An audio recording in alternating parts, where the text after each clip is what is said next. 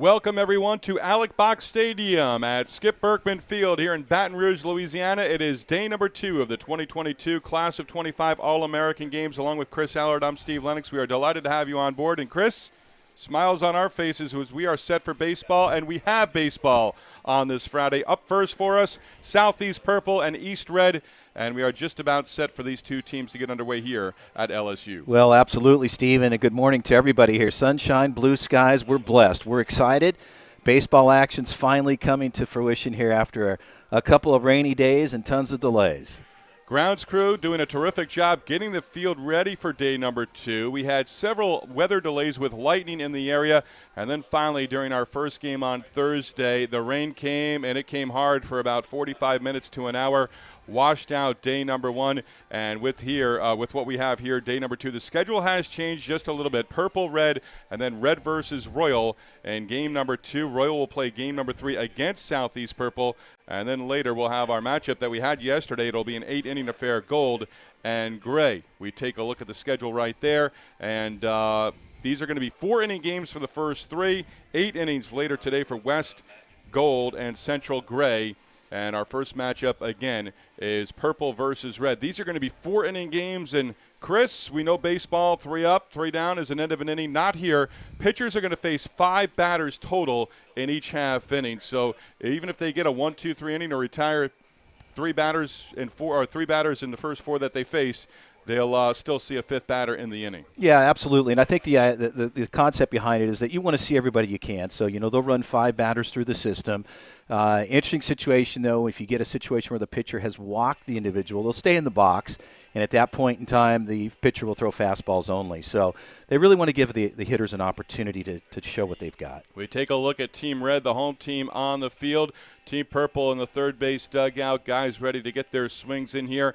They checked in on Wednesday. We did have batting practice here at the ballpark at LSU on Wednesday, but there's been a lot of simulated games. There's been a lot of cage work. There's been a lot of things that they've been able to do away from the main diamond.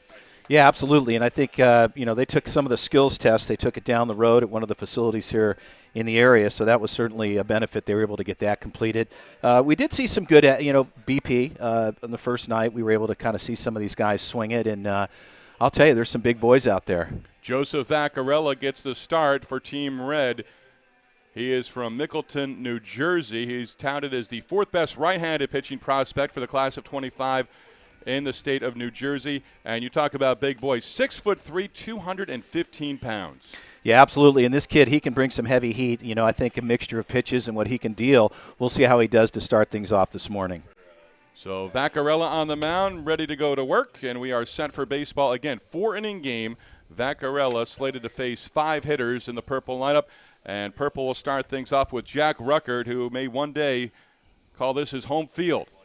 Yeah, at exciting. The box. Absolutely. Exciting opportunity for Jack here, just stepping in the box where he could find himself being a collegiate player. He is an LSU commit, 6 foot, 175 pounds. He's the number 1 overall prospect in the state of Louisiana for the class of 2025.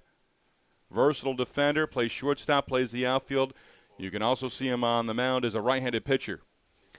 Vaccarella just trying to settle in here a little bit, Steve. I mean, again, everybody's running high on adrenaline. Finally get to play some baseball here, the 1-1 count. See what he's throwing. He's a little bit up in the zone just to get started. Swinging, and the count, a ball and 2 strikes. Ruckert again, 6 foot, 175 pounds, LSU commit. So is Carson Trischel, a pitcher on the purple roster. Purple will play twice today, the same for Team Red. Vaccarella ahead in the count, and a nice job by Ruckert to stay alive.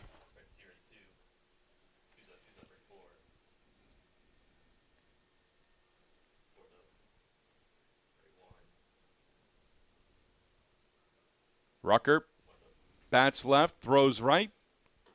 Vaccarella throws right, he hits left. Vaccarella will turn 16 in the next month or so. Just trying to locate his pitches to start things off here. And the at-bat continues as that pitch is spoiled foul. Well, I think these guys are definitely happy to be out here. There's no question about it. So trying to really show what they're all about here as they close out their 2022 summer season. Vaccarella has played in 3 national tournaments in 2022. So full count. See what Vaccarella is going to throw here as he needs to try to find the zone. And misses for ball 4. And Ruckert will flip the bat away.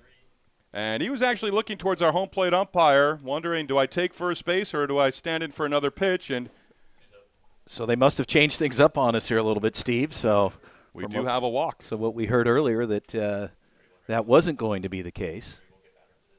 But we'll see how they played out with 5 batters. Vaccarella now works from the stretch. Damian Gatson at the plate. Goes by DJ. Just recently decided to give up on football and concentrate on baseball 100% of the time. Swings at a pitch up, and the count now even at a ball and a strike. Had an opportunity to visit with Damian on Wednesday. Young man with great eye contact during conversation. Mobile Christian High School in Mobile, Alabama. Runner goes from first base, swing and a miss, and a stolen base as Ruckert is now at second. Vaccarella gets him swinging, goes after it. Good-looking pitch there. See the runner on the move, gets in plenty of time, no throw down to second.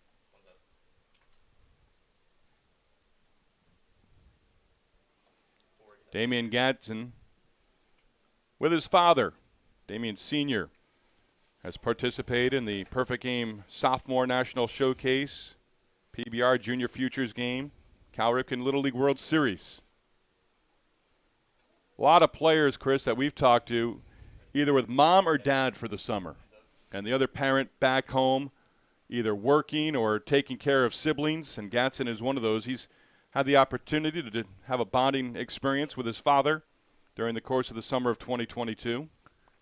Yeah, absolutely. And I think the thing is, it's a shout-out to all the parents out there that support their kids through the Perfect Game season, because it's extensive, it's long, it's a ton to travel, and sometimes mom and dad aren't recognized for what they do. So thanking all those parents and a shout-out that support Perfect Game Baseball and their kids throughout the season. So it looks like Gibson gets on with a walk, so they're going to allow players to get on bags. We thought that wasn't going to be the case here this morning, but it looks like they've sort of shuffled things around. We'll probably see 5 hitters, though, and we'll see how that plays out. Miles Mace at the plate. Attends Dallas Jesuit High School.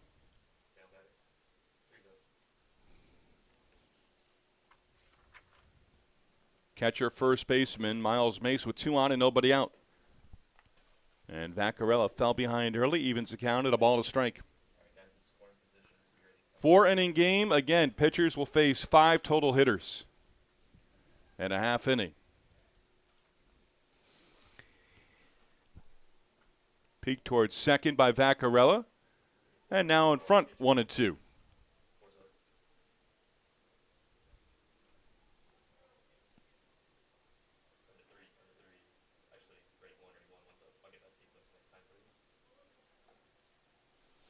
Vaccarella struggling a little bit here this morning, just trying to locate. I know there's a lot of time in between playing and being on the mound, and you just never know, Steve, as these guys step in. There's a lot of adrenaline running high, and in this case, Vaccarella struggling just a little bit to get things started. Has worked another deep count. And the count full, 3-2 on Miles Mace.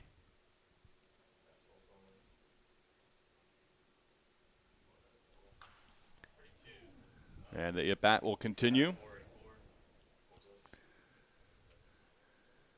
Talked to Mace a little bit about some of the things at home, and one of the things he really loves, he's a big hamburger guy. He says Mom makes the best in town. You got to love that. You got to love that. I'm ready for the invite. Pop up, short right field. Going out the second baseman, and the catch is made. So the first out picked up by Vaccarella, as Joey Arachi, the second baseman, takes care of it. So now he'll face his fourth batter of the inning, and he still has an opportunity to get 2 outs here and strand a pair. As Mace is retired.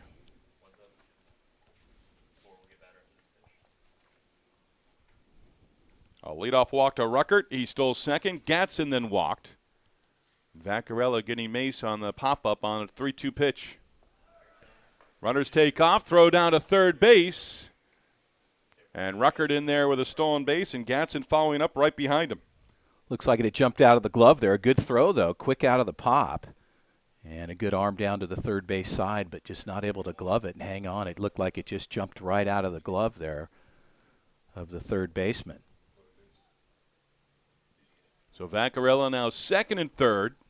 They come in on the corners at first and third, play about halfway up the middle at second and short. Mercer Hudson from Midland, Georgia. South Carolina commit, touted as the 152nd best prospect in the class of 2025 by perfect game.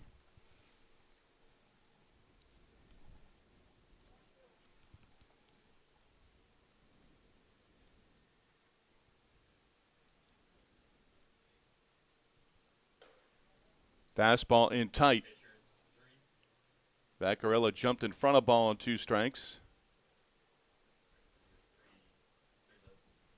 I think Vaccarella just needs to settle in a little bit here. Seems to be moving the ball around quite a bit all over the plate. Runs it outside there, just missing. Another 3-2 count.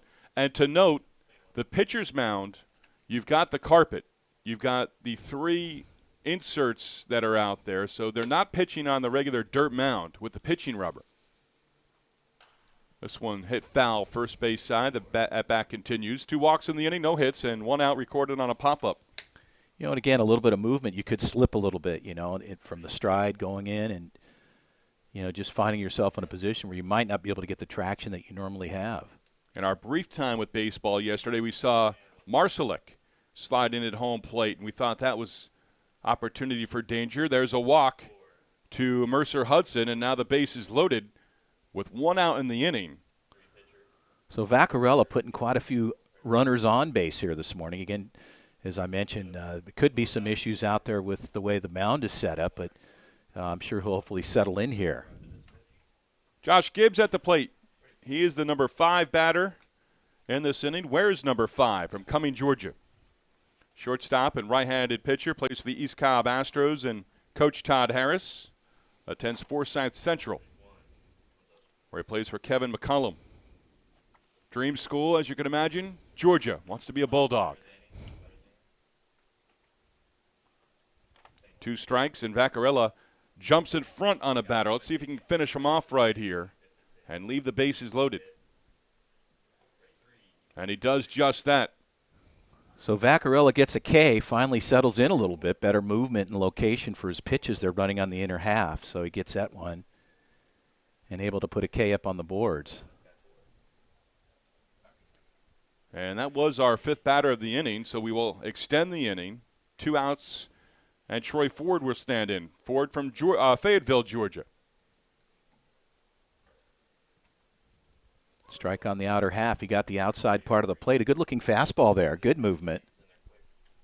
And like Gibbs, TJ Ford, desired school, would love to attend Georgia down the road.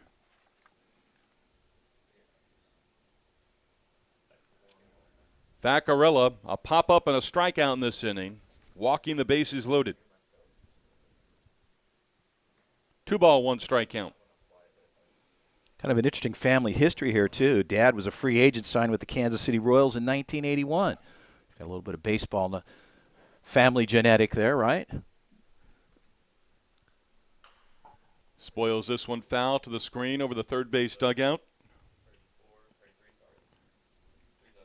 Getting conversation with a young man, and it doesn't take long in a conversation to realize they've got a dad that played at some level, some high level of baseball, whether at the college level or the pro level.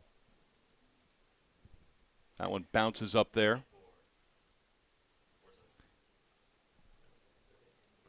I believe it's Corbin Reynolds behind the plate. Yeah, as I started to say, he's a big Yankees fan, too. He's He likes Acuna. He's like Judge, Mookie Betts. So he likes a lot of very, very talented players. Pitch is taken for a called strike 3. And Ford is out on strikes. And that retires the side. Vaccarella walks 3 in the inning, but strands the bases loaded. And we'll go to the bottom half of the first scoreless on perfectgame.tv.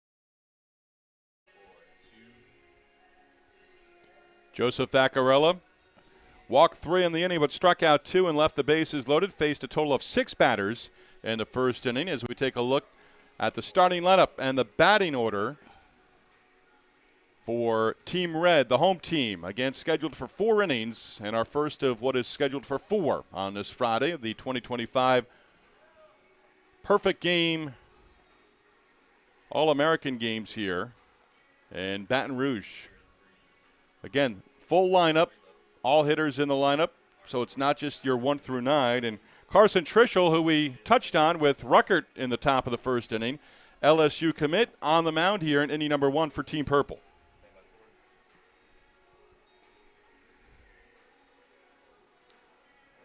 Trischel gets the fastball up to about 89 miles an hour, and tall, lanky pitcher on the mound as he goes 6'4", 180 pounds. So young men playing here in Baton Rouge at the All-American Games. This is the class of 2025. So as we touched on yesterday, these players about to enter their sophomore years of high school. And again, Trischel is 6'4", 180. So you can tell he's going to fill out. Zahir Barjam is the hitter. From Santo Domingo in the Dominican Republic, lives in the Orlando, Florida area. First pitch swinging, skies one in the air. Short center field. And the shortstop goes out and makes the catch on the translation. Lost it, but the out is recorded. Yeah, Trischel, a heavy hand there on his fastball, first pitch. Ball was hit well, though, and defense able to make the play on the shortstop side.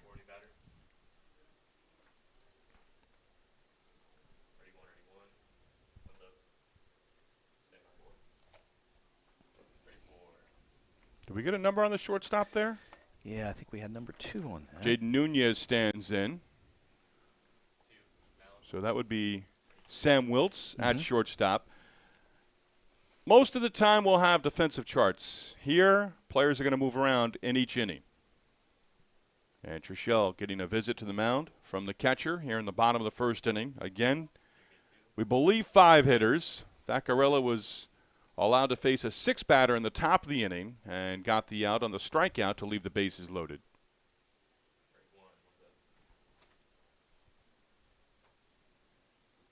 Nunez at the plate from Miami, Florida. Trischel starts off with a strike there. Gets a good one. 0-2 count, so he's working ahead. Good things happen in that situation. Nunez, a North Carolina commit, had an opportunity to visit with Jaden a little bit on Wednesday night when the teams were taking batting practice here at the box at LSU. Like the coaching staff, like Chapel Hill, like the campus. Was able to share with his family, making that commitment to North Carolina. Out on strikes. Good pitch there, change up for Trishel. That looked good after throwing a couple of fastballs. So he's efficient so far. Seems to be settling in here. You can see the pitch there. Look at that, drops right in. Good looking pitch all the way.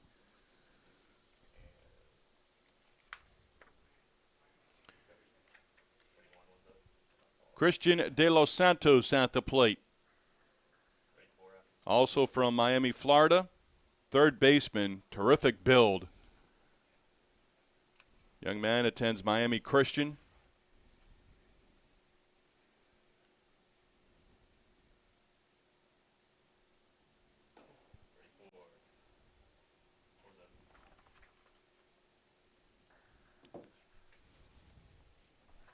De Los Santos was one of several players that participated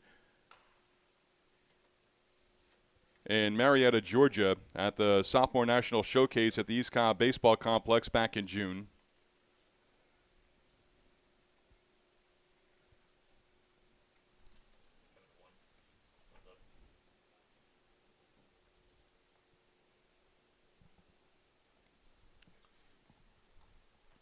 Trishel deals.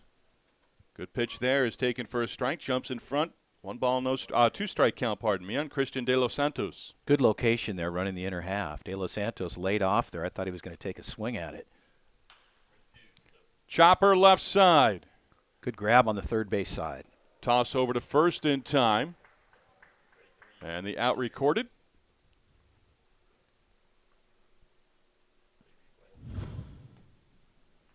Take another look. Good glove work there as a spin move all the way across and gets the out. So showing some athleticism there. Cameron Odom at third base playing the hot corner. Good work for Odom. Well hit ball. So confirmation, 6 batters for the first and third innings. Got that? We've got that. I think we're good to go now. So the second inning, 5 batters. The last inning, the fourth inning, 5 batters. Adjust on the fly. Evan Fernandez at the plate. American Heritage High School, Palm Gardens, Florida. Same high school as Eric Hosmer. Soft liner to left field. That's going to fall in for a base hit. And a base runner for Team Red in the home first inning. Trishel throwing strikes. Got that one a little bit up in the zone, the fastball. Good contact. Well hit ball into left center as it drops in, as you can see there. So Trishel, again, commanding the plate well. Evan Fernandez, a base runner.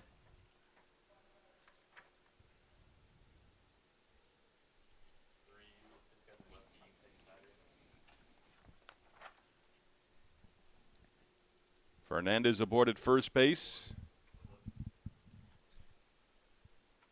And Corbin Reynolds at the plate, the catcher for Team Red early on.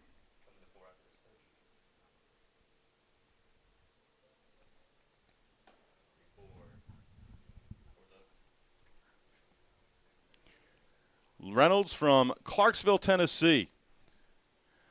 Plays for the 5-star national black team under Britt Dobbs in Clarksville. 14U National Showcase, Sophomore National Showcase, and the top prospect team on his resume.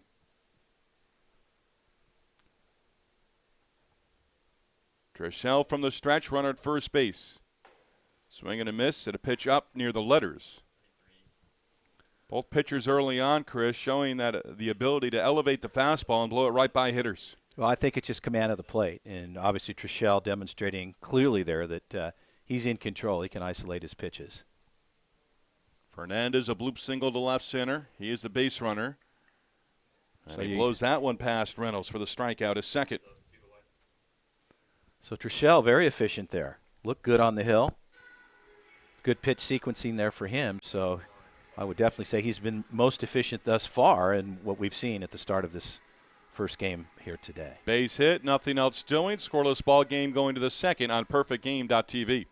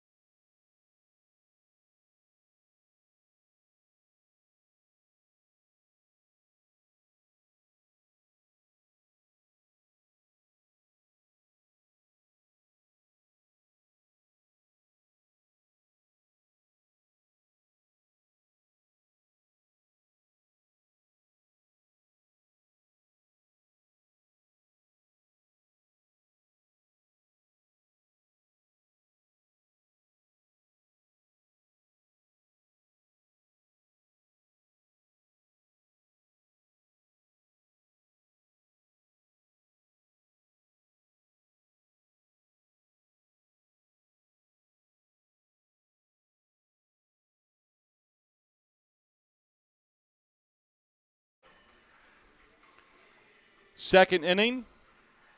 Team Red, Team Purple line up for Team Purple as Joseph Vaccarello will get a second inning on the mound for Team Red. And it will be Caleb Barnett starting things off in the Purple lineup. Vaccarello faced 6 batters, walked 3, struck out 2, and ended up leaving the bases loaded. Towards deep third base, long throw across the diamond, and a leadoff base runner as Caleb Barnett is able to reach. Yeah, that was a tough play for De Los Santos down on the third base side. You know, we had all that rain yesterday, and it's a little soft underneath the clay, as you can see him slip. And as we saw, that's where the water really compiled and trickled off onto the third base side. We had standing water about 10 minutes in when the rain started to fall on Thursday. Yeah, that was a heavy downpour for that period of time, absolutely. But good attempt, good recovery there as he pushed off, but just was not able to get the throw across in time. John Jordan now at the plate for Team Purple. Bats with a runner at first base. Vaccarello, we're told, is scheduled to face 5 hitters in this inning. Team Purple with a longer lineup.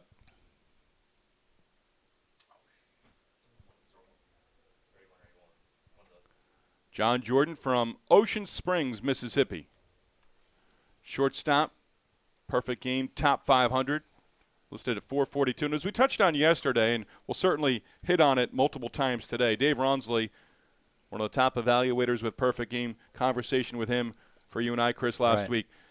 Opportunity for these players ranked in the top 500 to really make an impression and move up with those rankings come late summer, early fall. Nice job in short left center field by the shortstop going out and making the catch to retire Jordan. Yeah, Zaire Barham, good move there. You saw him open up as the ball was hit fairly high, and certainly good footwork there, demonstrating able to make the play just out into the first cut of the grass. But, yeah, to your point about what David shared with us, I mean, this is really the opportunity and the platform for these young athletes to step up and move to the next tier and have a shot, as you said, like at the All-American game. So, again, this is a great class. These are excellent athletes, and, you know, it's a process. It takes time. And these are really the platforms that give these gentlemen the opportunity. Easton Sanders on the ground, third base. De Los Santos fires across, 2 down in the inning. Good movement there for De Los Santos off the third base side, charging and cutting the angle. Again, that's just alertness, good baseball IQ, seeing kind of a slow roller, but good coverage as well in the shortstop spot just to cover the 5-hole if there was anything there. So I like to see that. You see good baseball IQ, good shifting, good movement from the players. Cooper Smith from Baton Rouge, Louisiana. I believe one of the players we talked to who isn't dealing with the hotel, check in, check out, the air conditioner on, silence in the middle of the night. He's got the home amenities here in Baton Rouge. 10 minutes away, he said. He's 10 minutes away from the – and that's a nice thing to have, right? Local kid, really aspiring to be recognized here within his own community, which is really cool. Vaccarello, second inning on the mound. Allowed 3 walks in the first and left the bases loaded, facing 6 total batters. That one gets through the catcher and goes to the backstop, allowing the runner to move to third. So Barnett, leadoff infield hit, moved to second on a grounder to third, and now at third base. So sometimes, and particularly off of this turf-type covering that they have over home plate, you know, balls skid off that. You're not used to it. You don't have dirt underneath you. So these guys are usually setting up in a position where they can block it or the dirt's going to slow the ball down. But coming across this turf material, the ball can skim right off and really jump away from a catcher. And that's elevated a couple of inches as well. So that's not true to the ground. Correct. Vaccarello deals. Pitch up in the zone. Cooper Smith swings right through it, and he is out on strikes. So Vaccarello looking good, working up in the zone here. You can see a high fastball, and he gets him chasing there up in the zone. So, again, just settling in. A lot of these youngsters just trying to get themselves into their mojo and doing what they need to do to dial in their game. Good fastball there. Clayton Kimball at the plate from Zachary, Louisiana. Corner infielder, plays both first and third and in the outfield. Plays for the Elite Squad, Gulf South 15U program. Into left field for a base hit. Barnett will come in to score,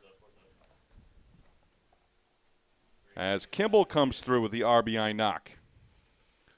Well hit ball to the pole side, as they'll turn the sides over there so the number of hitters got through, so that'll be it. So Vaccarella faces 5 here in the second inning, gives up the run, and 2 base hits in the frame. And he has 3 strikeouts to go with 3 walks over 2 innings of 1-run baseball. Middle of the second, coming up on PerfectGame.tv.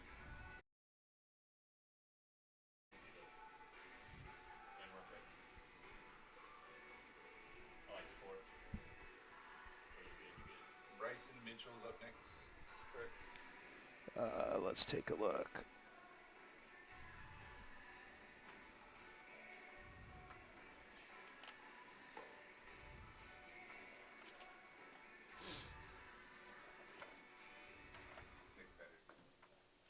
Yes, that's Jim who I have. Mitchell. Yep. Yeah. Yep. We don't have to do starting lineups no more unless you guys want to see it or whatever. No, we're I good. think we're good. Put this bump scoreboard up, no more starting lineups. Looks good. It does look good. I'm jealous of that soda. Would you like one? We No, can break the rule here. No, I mean, it's can't okay. break my rule. No. No, come on. I mean, I've look, been good. come on. I mean, No. you're influential, right? I mean, let's come No. on. Just one time. I'll share one with you. I'll put one here, one there. We can sip at the same time. No, I'm good. Thank you. Okay. I will live vicariously through Michael. Carson Trishell gets a second inning. Trishell's getting another inning. Yep. I like that. Purple 14. I like it.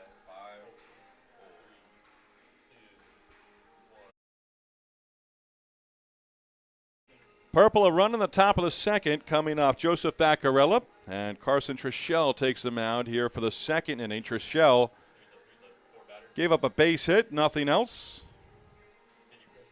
and struck out Reynolds to end the bottom of the first inning, leaving a base runner on. Face 5 total batters. Again, scheduled for 4, and our first of 4 games on the docket on this Friday for the class of 2025 All-American games from The Box in Baton Rouge, home of the LSU Tigers and the SEC. Bryson Mitchell starts things off for Team Red, down a run. Mitchell from Stillwater, Oklahoma, and Stillwater High School. He is good friends with the Holiday family. Jackson went number 1 overall in the first round of the draft to the Orioles back in July. And he actually plays with Ethan Jackson, who is the younger brother. He is in the class of 2025. Ethan, not at this event, ranked number 4 overall for the class of 2025 by Perfect Game. Bryson Mitchell and Ethan Holiday are teammates at Stillwater High School, and he's out on strikes. So Trishell, again, looking very good. I like what I'm seeing here. I mean, Trishell has good command of the plate. You can see here he runs it up in the zone, really in a high strike, but gets the commitment there on the swing. So Trishell thus far really has looked the best. And good command and good velo as well. I'm not sure what his numbers are, but they show him really on his top PG event results, fastball in at 89. So he's tapping some big numbers.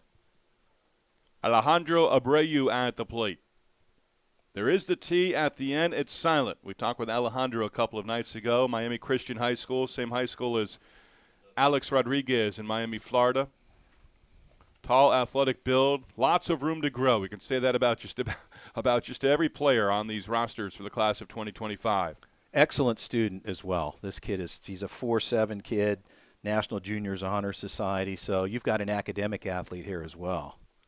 Exit velocity for most of these hitters, I'm not sure what the average is overall, but he's at 92, and most guys 85, 86, 87 range, it seems. Yeah, when you start to get into the 90s, I mean, you're barreling up, absolutely. We saw a few balls that were hit very deep on some of the bigger guys on the first evening during the BP. So, again, you're seeing some good numbers from these players. Opposite way to third. Abreu retired. Over at first, out on the 5-3.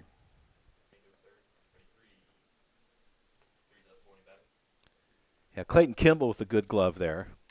Routine throw across to first, made the out. Aaron Rowell will stand in for Team Red. Down 1-0. Batting here in the second inning.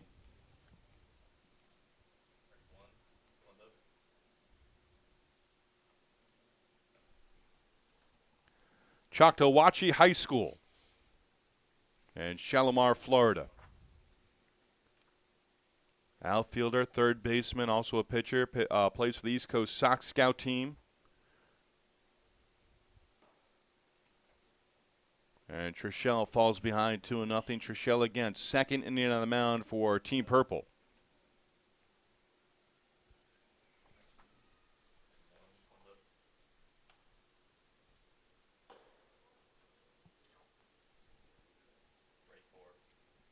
Morales played in the Ultimate Baseball Championship, that down in West Palm Beach, Florida. Earned a spot on the All-American team this year, USA Baseball National Championship in Cary, North Carolina, at the USA Baseball National Training Complex.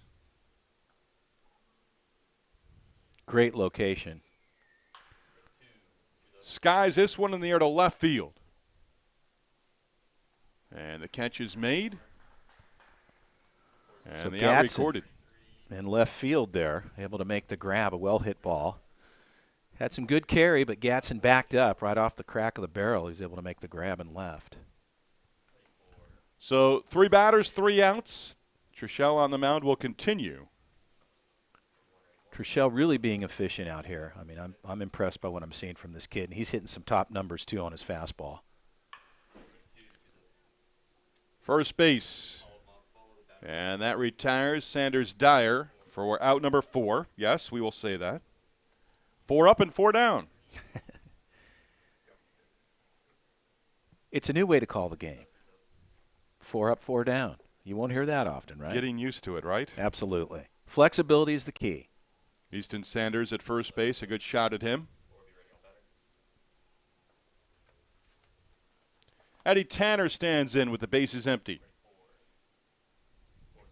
Goes by Bud.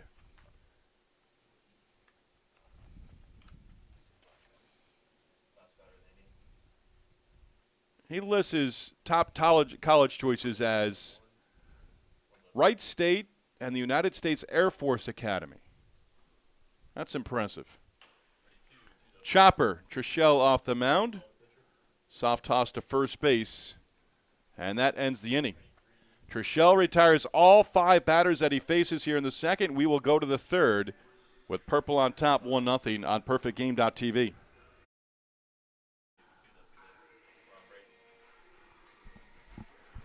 Trishelle. Keep him out there. Best I've seen so far. Good command of the plate.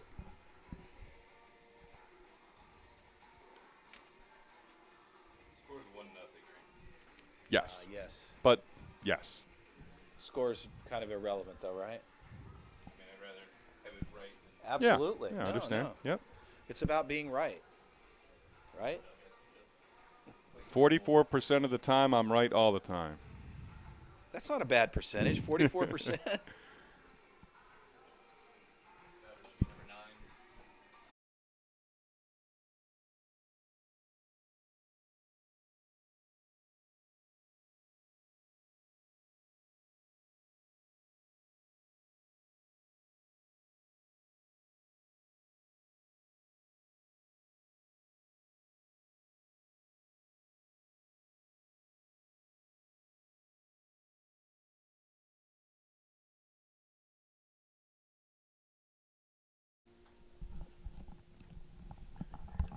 Alongside Chris Allard, I'm Steve Lennox. Delighted to have you on board for the 2022 Class of 25 All-American Games. This one's scheduled for 4, and the first of 4 on the schedule for this Friday at the Box in Baton Rouge.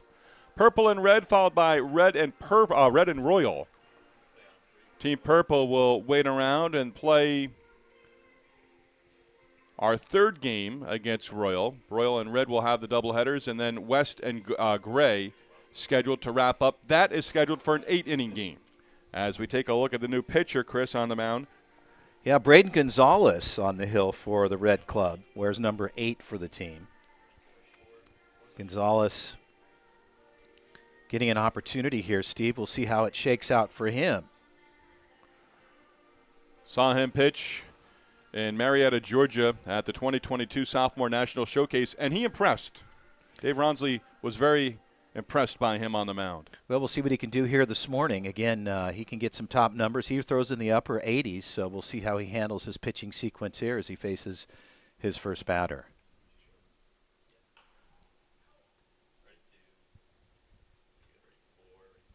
Ball sent foul out of play against Gonzalez.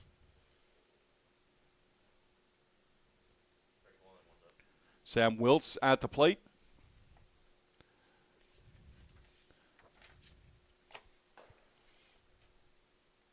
Just missing there on the outside. 6'3", 195, good-sized kid on the hill, and he's got a good ranking across the state of Florida. He's 10th ranked overall right-handed pitcher, so moving up through the ladder, if you will. Wiltz also hails from the state of Louisiana. Goes to Brother Martin High School, plays for the Louisiana Gators Elite National Team. Good pitch there up the middle. Gonzalez lets that one fly. Gets a foul back. Wilt's interesting storyline on him. Started at shortstop in the Little League World Series in 2019 with Louisiana. Won the U.S. Championship. And then also won it all. What an experience that must have been.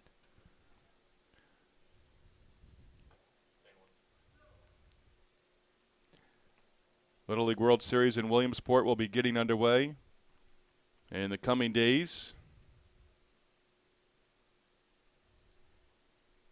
Gonzalez to Wiltz. And that pitch is taken for ball 4 and a base runner for Team Purple. Yeah, just trying to run the outer part of the plate there and just missing on the outside.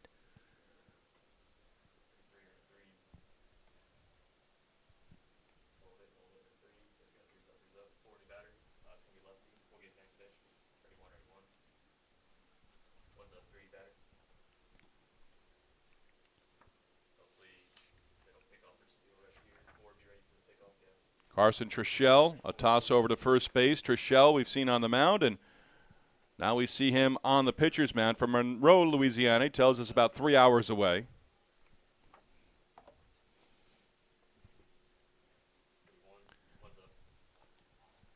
Gonzalez, we're told, will face 6 batters in this inning. Carson Trishelle plays for Team Louisiana Sheets under Ben Sheets and Jamie Johnson.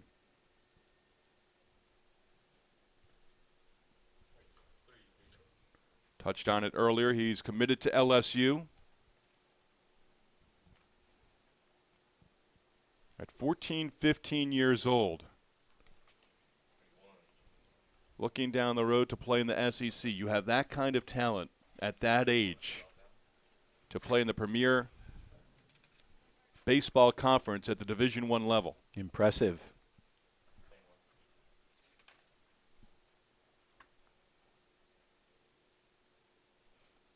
Not a big lacrosse guy, but doing lacrosse a few years ago on digital broadcasts, and it's the same. 9th, 10th grade, you're making those commitments, and it is the same in college baseball now. College coaches would like it to be 10th grade to make that decision, not as a freshman in high school. Runner goes, throw down a second, on the bag, and safe. Calls him safe. That looked close there. I'm sure we'll get a chance to see that one, but a good throw down.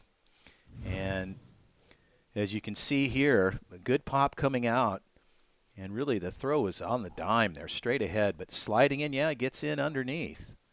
Arachi applying the tag on Wiltz.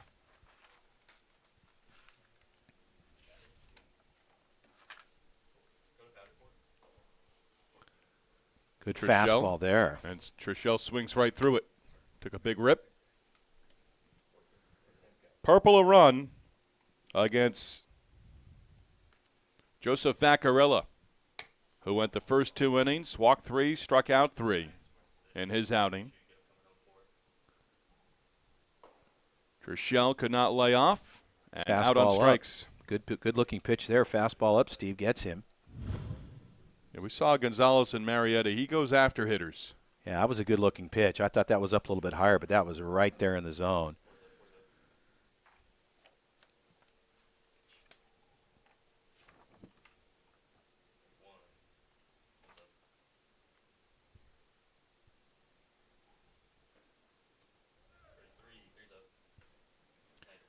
Shelton Harville at the plate as Wiltz takes off for third. He's now at third base.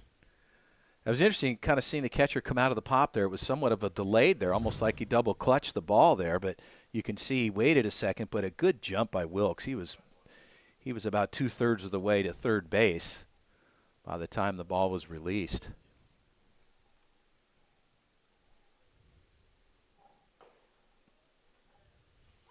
Gonzalez in for the strike there. A good pitch for him.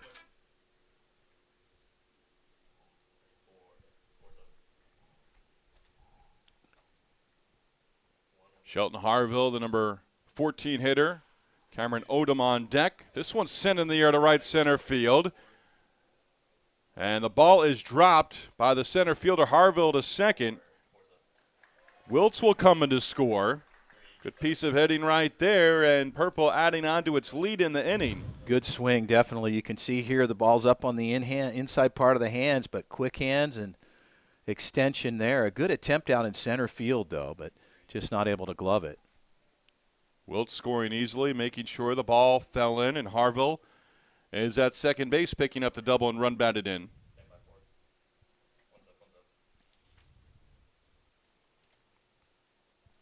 So Gonzalez, with good command, seeing some action here on the offensive side. So the Purple team coming alive here. Cameron Odom at the plate for Team Purple.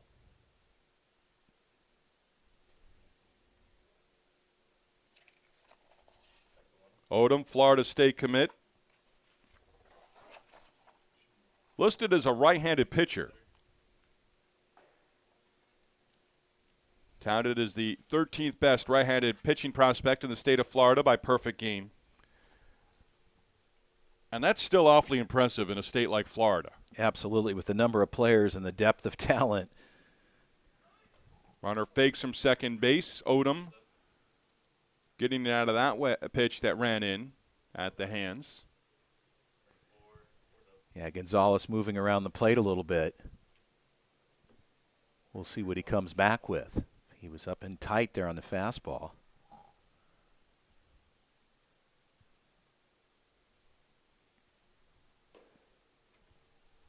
Goes low in the zone on that.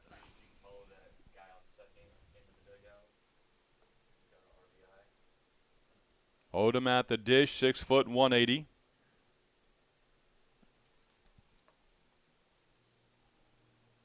Will turn 16 in the fall. So Gonzalez missing up there. He has now walked 2 in the inning. Also has allowed the RBI double to Harville, who is at second base. So the Purple team getting the offense going here, going against Gonzalez. And we go back to the top of the lineup for Team Purple. And Jack Ruckert. Ruckert attends Catholic High School in Baton Rouge. Swings through that offering from Gonzalez. Down in the count, no balls and a strike. Yeah, Gonzalez would like to work ahead here, most definitely, especially with runners at first and second. Here in the top of the third.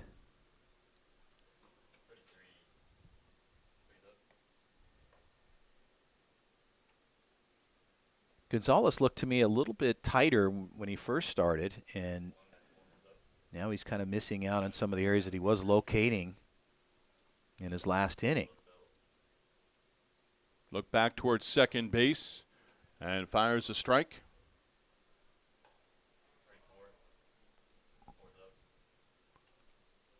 Odom at first. Harville, the runner, at second. Arachi coming in behind the runner and now peeling off. That one inside gets by the catcher, and the runners are going to move up. Yeah, that ball bounced at the plate. That bounced before it even got there. And just probably a little bit on a grip situation. It's humid out there. I mean, it's, you know, your hand's going to get wet. You get moisture in your hand. You know, gripping can be a little bit of a challenge, but that ball was spinning and bounced very, very short of the plate.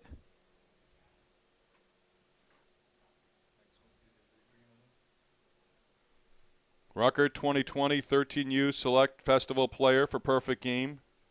The same last year in 2021. Among his awards. Yeah, Ruckert's a solid player, no doubt about that.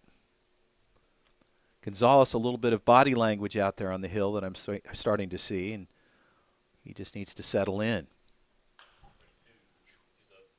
Pop up short center field. And the catch is made. The runner tagging from third base. The throw comes in offline as Harville comes to score.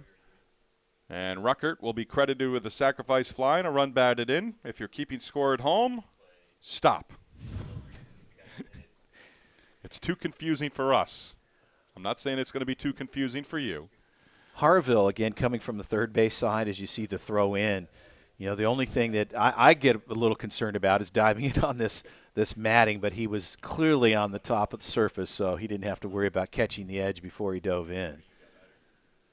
Damian Gatson at the plate. Gatson walked in his first plate appearance, had a stolen base, and was left stranded against Joseph Vaccarella. His second at bat.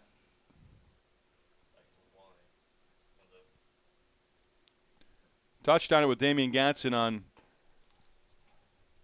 saying giving up, but deciding to go away from football, moving away from football. Could always go back, but being from Mobile, he's right there. Being from Alabama, football is certainly big. Baseball as well. As Gatson, a big swing there against Gonzalez, comes up empty. Yeah, Gonzalez able to locate there. That was a good-looking pitch, low part of the zone. He dealt that one. There was some good heat there as a big cut, and that gets through. Gonzalez needed that one at a 2-1 count. Gonzalez facing his sixth and final batter in this top of the third inning. 3-1 count. Let's see what he deals. He goes up high. Gatson draws the walk. He knows he's the number 6 batter in the lineup. And Team Red will exit from the field. The walk there, his second walk in 2 plate appearances. Well, he's settling in, like most of these guys are, but there's so much at stake for these young men. You know, you got to kind of clear your head a little bit, put yourself in that zone, get comfortable, sort of wash those pitches that aren't isolated, really being able to define yourself and move forward. So 2 runs across against Gonzalez, and it's 3-0 Purple here on PerfectGame.tv.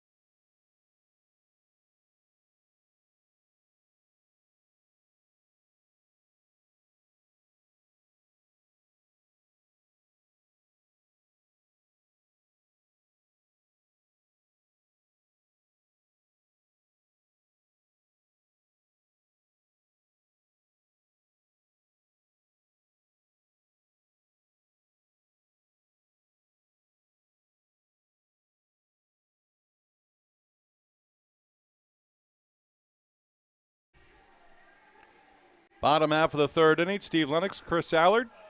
Game 1 of 4 from the box, home of the LSU Tigers. And the new pitcher in the game for Team Purple will be right-hander Shelton Harville Jr. from Keithville, Louisiana. Yeah, Shelton, he can bring it. He's got a heavy hand here. We'll see what he has with his fastball. He can touch in the upper part of the 80s. Louisiana Tech commitment. 5'11", 165 pounds. He's ranked high in the state of Louisiana, number 2 right-handed pitcher, 4 overall. And his national ranking, he's 49th in the right-handed pitching column. So we'll see what he can do. Still 15 years old. Jack Malone singles through the right side. Malone wasting no time. He's aboard for Team Red. So first pitch for Harville Jr., again, just trying to settle in as others have in the past, just getting out there. Well hit ball, good extension to the right side.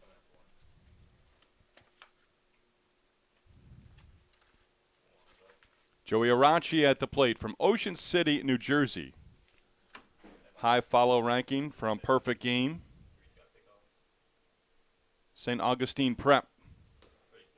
And takes down and away a ball and no strikes on Arachi, middle infielder.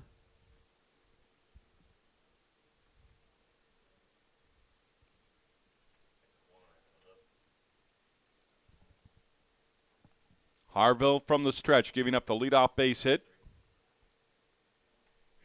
Now chases Malone back. Good move over.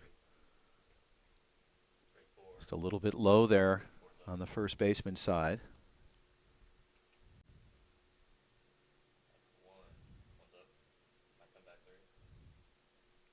Arachi 5'7", listed at 130 pounds. Bends out of the way of that pitch. 15 years old. Bats from the right side. Middle infielder, so we know he throws from the right side, of course. It's 81 off the mound.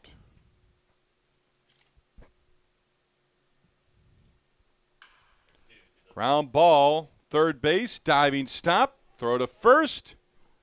And the ball not handled by the first baseman. Now the throw across to third, and Malone gets in there ahead of the throw and the tag. Yeah, Harville, some good hitting here demonstrated on the red side. Harville just settling in, as I mentioned earlier. Strong pitcher. He's get up there in the high 80s. Fastball, he's got to start to locate that, but the hitters are obviously jumping on that early.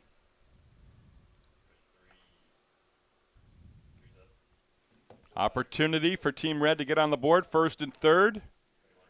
Nobody out in the inning.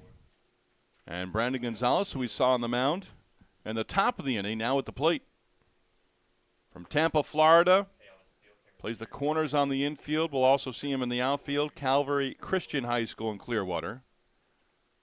Plays for Greg Olson. Harville working ahead there. A good fastball. He ran it on the inside part of the plate. Got a good cut from Gonzalez, but runs it through. Runner Arachi fakes from first base.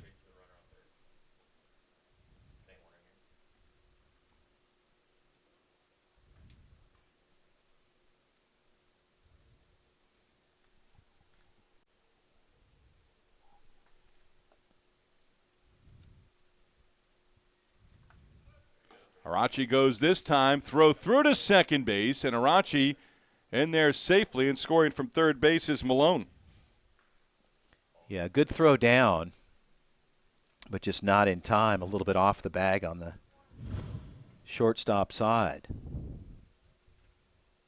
See a good jump, a good throw down the line, but just not in time. A little bit of a high sweeping tag. Brings the runner in.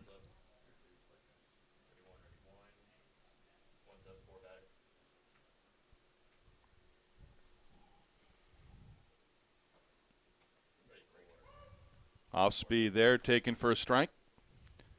Good pitch for Harville. Set the batter up now. Let's see what he can do. He's got a good heavy fastball. See if he tries to run him in or up in the zone. Drew Kinlan. Young man from the Albany, New York area. Had a chance to visit with Drew, who was out on strikes on Wednesday night when the teams took batting practice here at the box. So Harville with a good pitch sequence there through the off speed and then came in high and tight, got the strike. Swing and a miss.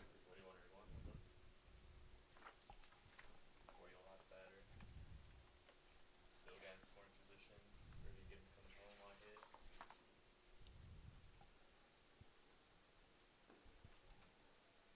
So here, Barjum at the plate.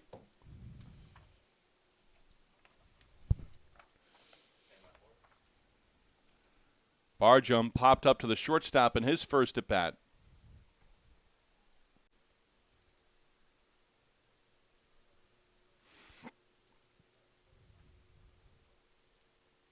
Barjum again plays up the middle at second and short. That one will go to the backstop. Arachi will move to third. Yeah, pass ball out here. That's going to be a tough play.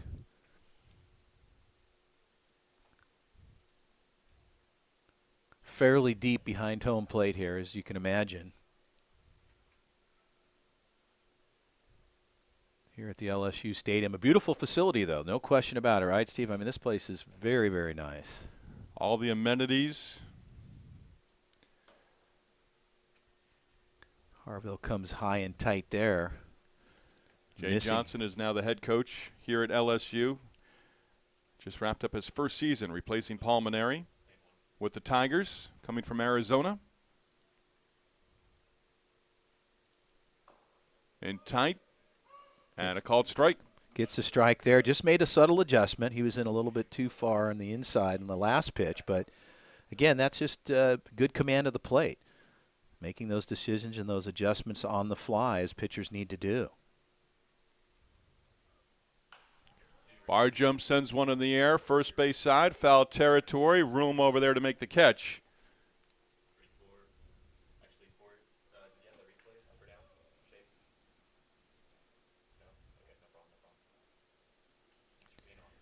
Yeah, Barnett with a good grab there coming off the first base side.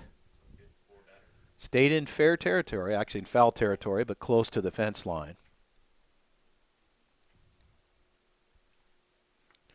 Nunez at the plate. North Carolina commit. Nunez struck out in his first at bat and takes inside from Harville. Harville with a runner, Arachi at third. Facing his sixth batter of this inning.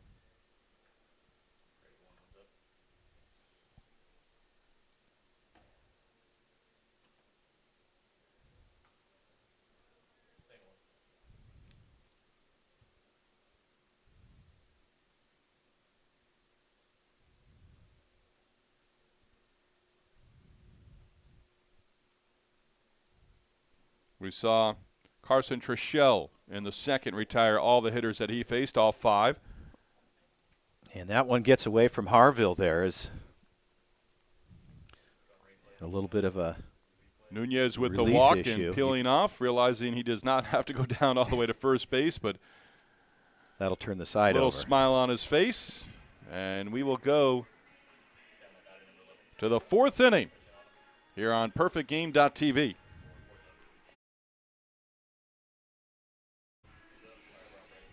Did Gonzalez strike out there?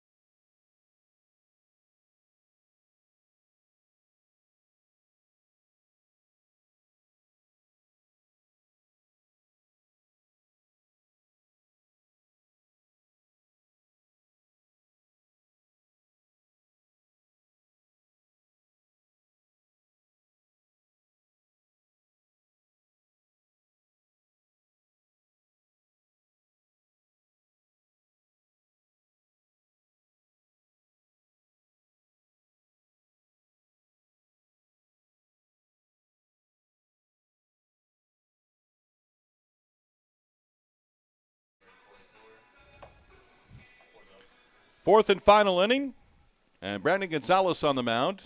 Our first game, and 3 straight 4-inning games on the schedule for the 2025 All-American Games here in Baton Rouge. Up next, it will be purple and red, Southeast versus East. And we're told they'll take the field pretty quick after the completion of this game, going 4 innings. Gonzalez back out on the mound. Miles Mace at the plate. Mace popped up to the second baseman in his first at-bat against Vaccarella for Team Purple. Gets a second at-bat here. Again, these teams are going to play 2 games.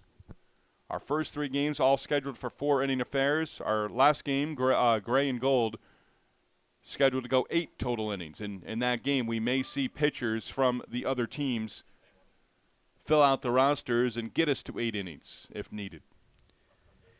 Yeah, as long as the depth of pitching's there, right, and pitchers are available in most cases, they should be. Gonzalez works ahead here at 1-2 count. That gets away. Mace participating in the Hank Aaron Invitational, spent time at the Jackie Robinson Training Complex, learned from ex-Major League Baseball players, got to meet Mike Scioscia.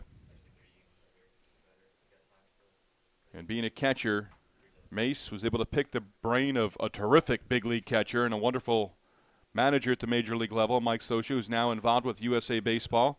Slow roller towards second base. And the speedy Mace able to beat it out, and he's a leadoff base runner. Yeah, Scioscia has certainly established himself as a great player here as you look at the replay. Charging the ball well from the second base side, but the speed definitely beating out there. Mace running hard through the bag. Aborted first. Mercer Hudson stands in from Midland, Georgia. South Carolina commit.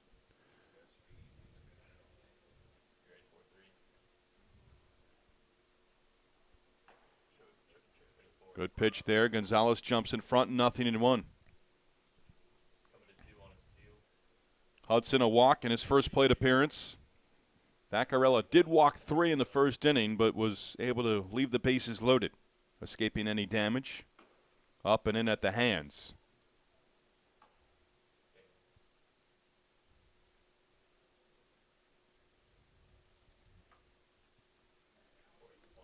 Yeah, Gonzalez taking a serious look over at first base with good speed on the bags. Falls behind, 2 balls and a strike on Mercer Hudson. I like to see these guys take off. I mean, you want to show everything you can, right, Steve? You're here. It's a showcase opportunity. If you've got some speed, demonstrate it. Gonzalez runs outside there. Hudson against South Carolina commit, touted as the number 2 overall catching prospect in the state of Georgia for the class of 2025 by Perfect Game. 6 foot 185.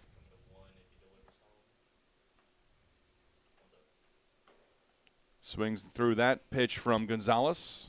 A little bit of a change-up there.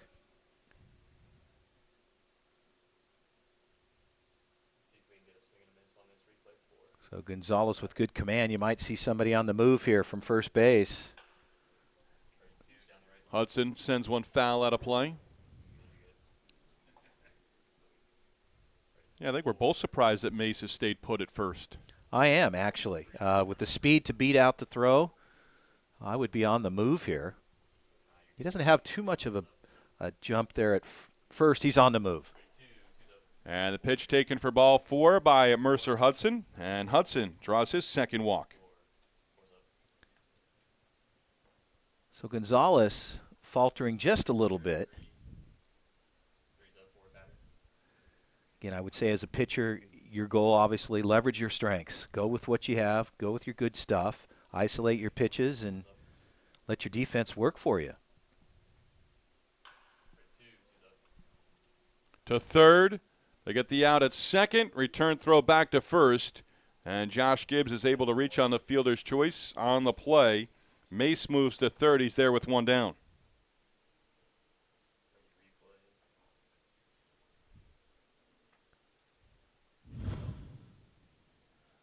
Yeah, you can see a good play from the third base side.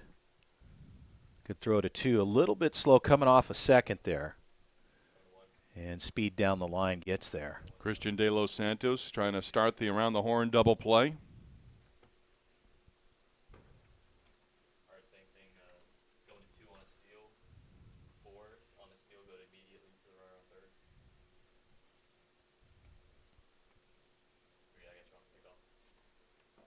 3, I got you on a possible yo-yo. Good pitch there for Gonzalez. Needed to get that strike back. Goes to the full count.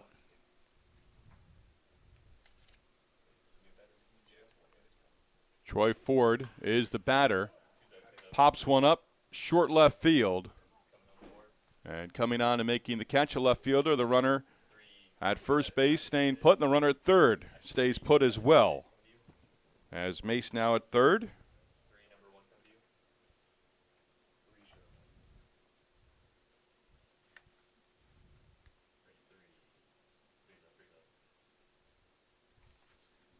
Ford back to the dugout.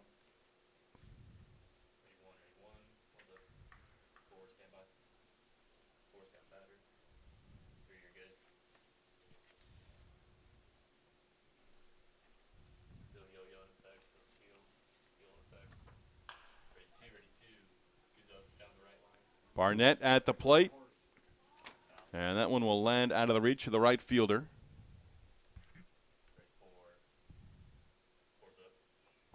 Rowell out there in Aaron right. Royal out there in right field. Made a move, just not able to get there in time.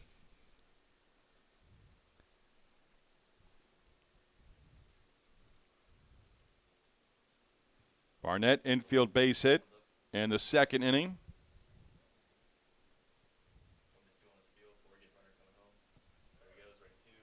Runner goes from first. No throw down this time. And the runner Mace stays put at third base, now second and third.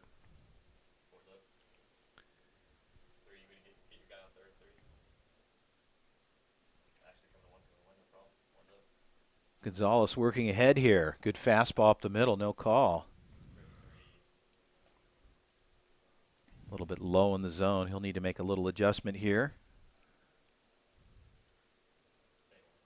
I have him for 4 walks now in his inning plus. Towards third, De Los Santos plays it off his body, straightens up, throws to first to retire Barnett. Well, that's good glove work by De Los Santos. That's a well-hit ball. He got the one hop quickly and able to make the throw across to first base and get the out. So they'll turn the side over. So the runner Mace is left at third base as they get the out, and that turns the inning over. And we'll go to the bottom half of the fourth here on PerfectGame.tv.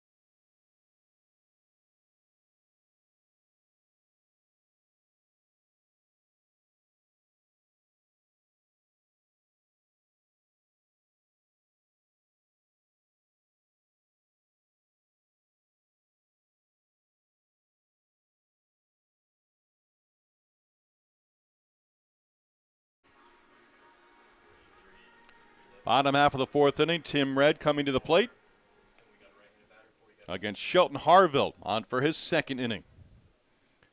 Treshelle went the first two. Harville trying to wrap things up for Team Purple. Team Purple will wait around.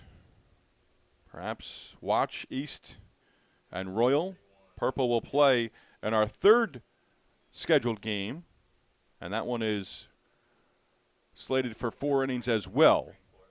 As Christian De Los Santos at third base for Team Red at the plate. Looks at strike one. Harville runs that fastball in the inner half and gets the strike call. De Los Santos grounded to third in his first at bat. I'd love to talk to one of the perfect game scouts, and I'd throw a name out there, Wilson Bedemy. Well hit Base ball hit there. Through the left side, and a leadoff base runner as De Los Santos reaches. Saw Bedemy as a teenager in the Carolina League in the Brave system coming up years ago, and at one point was touted as the best overall prospect in minor league baseball by Baseball America. And see that in De Los Santos just a little bit at 15 years old. Room to grow, as we know. He's demonstrated some good work thus far at the corner and certainly on the plate. What I like in these events, De Los Santos, guys move around. De Los Santos is listed as a third baseman. But, you know, best athlete, pitcher, they play shortstop, they play center field. Yeah, I agree. I think at this level and at this age, you know, you're starting to establish yourself in some specific role, but having the opportunity to be able to move around a little bit certainly demonstrates that you've got options. Fernandez with a single in his first at bat. Evan Fernandez with a runner at first base. Because most shortstops are going to move eventually. Whether they move across and play second base or move to center field, whether it's at the college level or once they get into pro ball. Yeah, I mean, I think most guys that are playing in the middle infield position, particularly shortstop, as you said, they're very athletic, versatile athletes, number one, so they've got the ability to move around the field. I guess it just becomes one of what's the need and where will you end up. Even the most inexperienced Little League coach is going to put that best athlete up the middle, right? To start off at the young age. Runner goes, and De Los Santos with the landing gear down and safely with a stolen base. Yeah, I like the glove work there, though. That's a good move on the shortstop side, as you could see from the defensive on the replay. Good speed, good throw down to 2, just underneath, but again, able to take that short hop and put the tag on. Rain has begun to fall.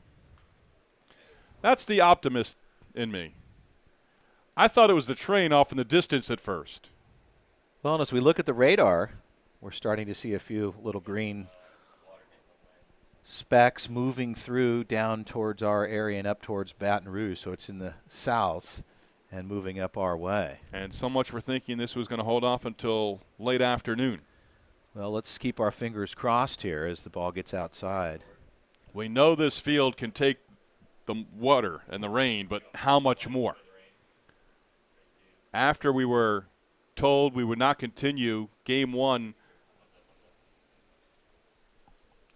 And as you can start to see, it's filling in. It fills in quickly as it did yesterday, Steve, and I think we're seeing the same thing start to unfold here, which is really unfortunate for everybody as we've been on a good move there. So Fernandez the walk. And I'll be the first to ask, is Louisiana like Florida? Is this a passing shower? Well, we saw some of that on our first day when we traveled in. I will speak to that because I was here. And, you know, we saw heavy downpours and then the skies open up. If you look out on the perimeter from where our view is, you can see in the background there's blue skies and high clouds. This is right over the ballpark. Right, it's right sitting now. Right now. Exactly. So whether, you know, we get a modest clearing here shortly, we shall see. Harville at a 1-2 count here. Infield becoming very slick.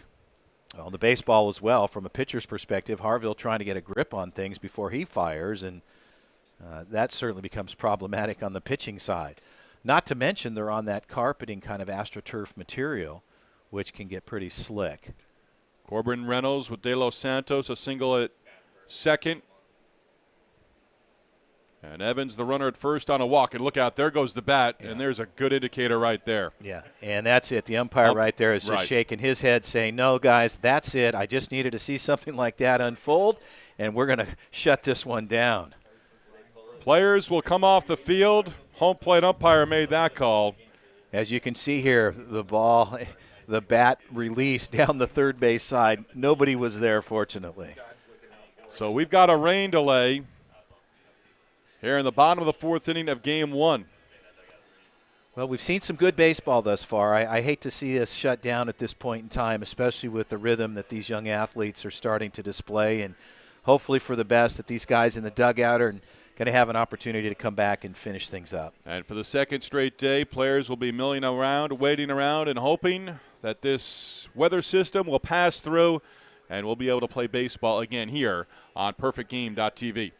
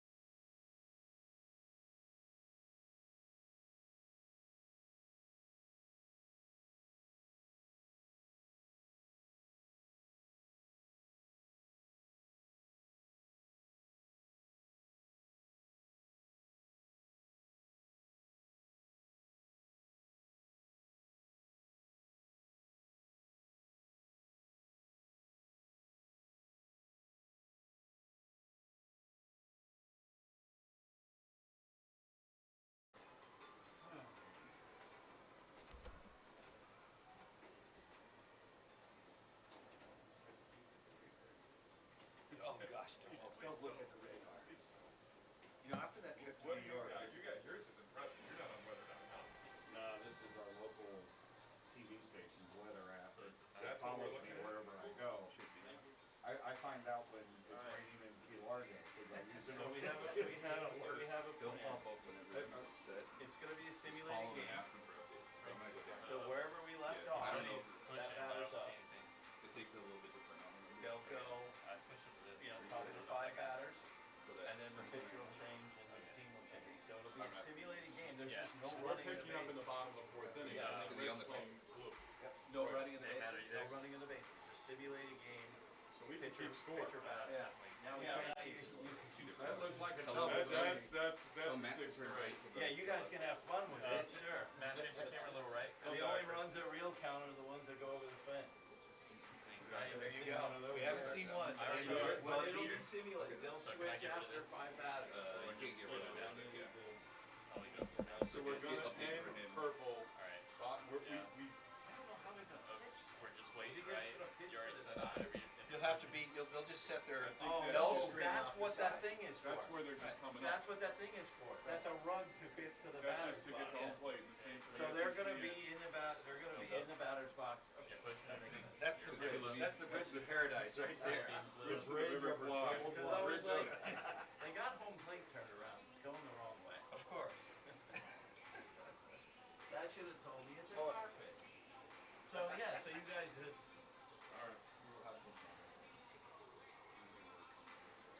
Well, no, yeah, you got lights on the plate. Put the LSU bridge in. You know what? I give them credit. They're not gonna let it die.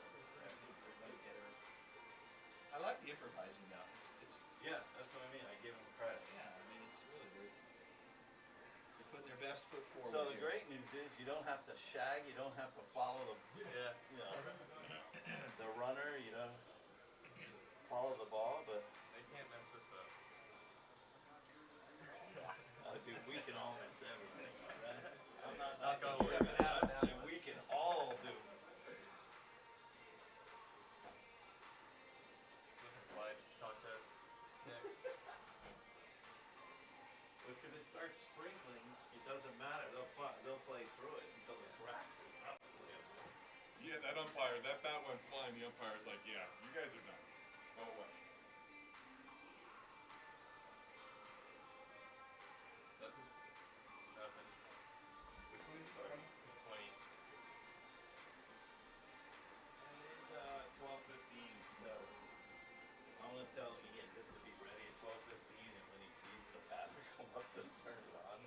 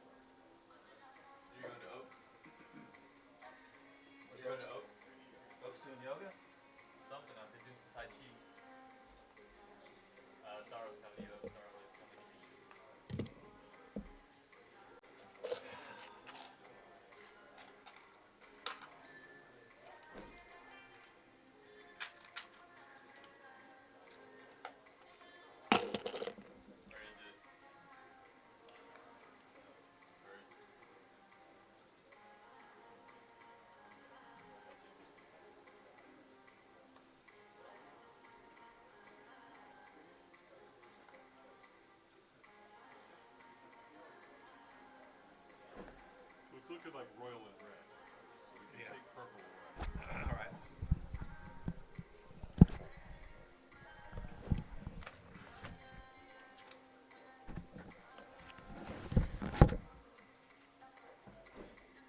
How you doing? We're rain delayed and now the sense. It's a batter simulated game. That's the easiest way to say it.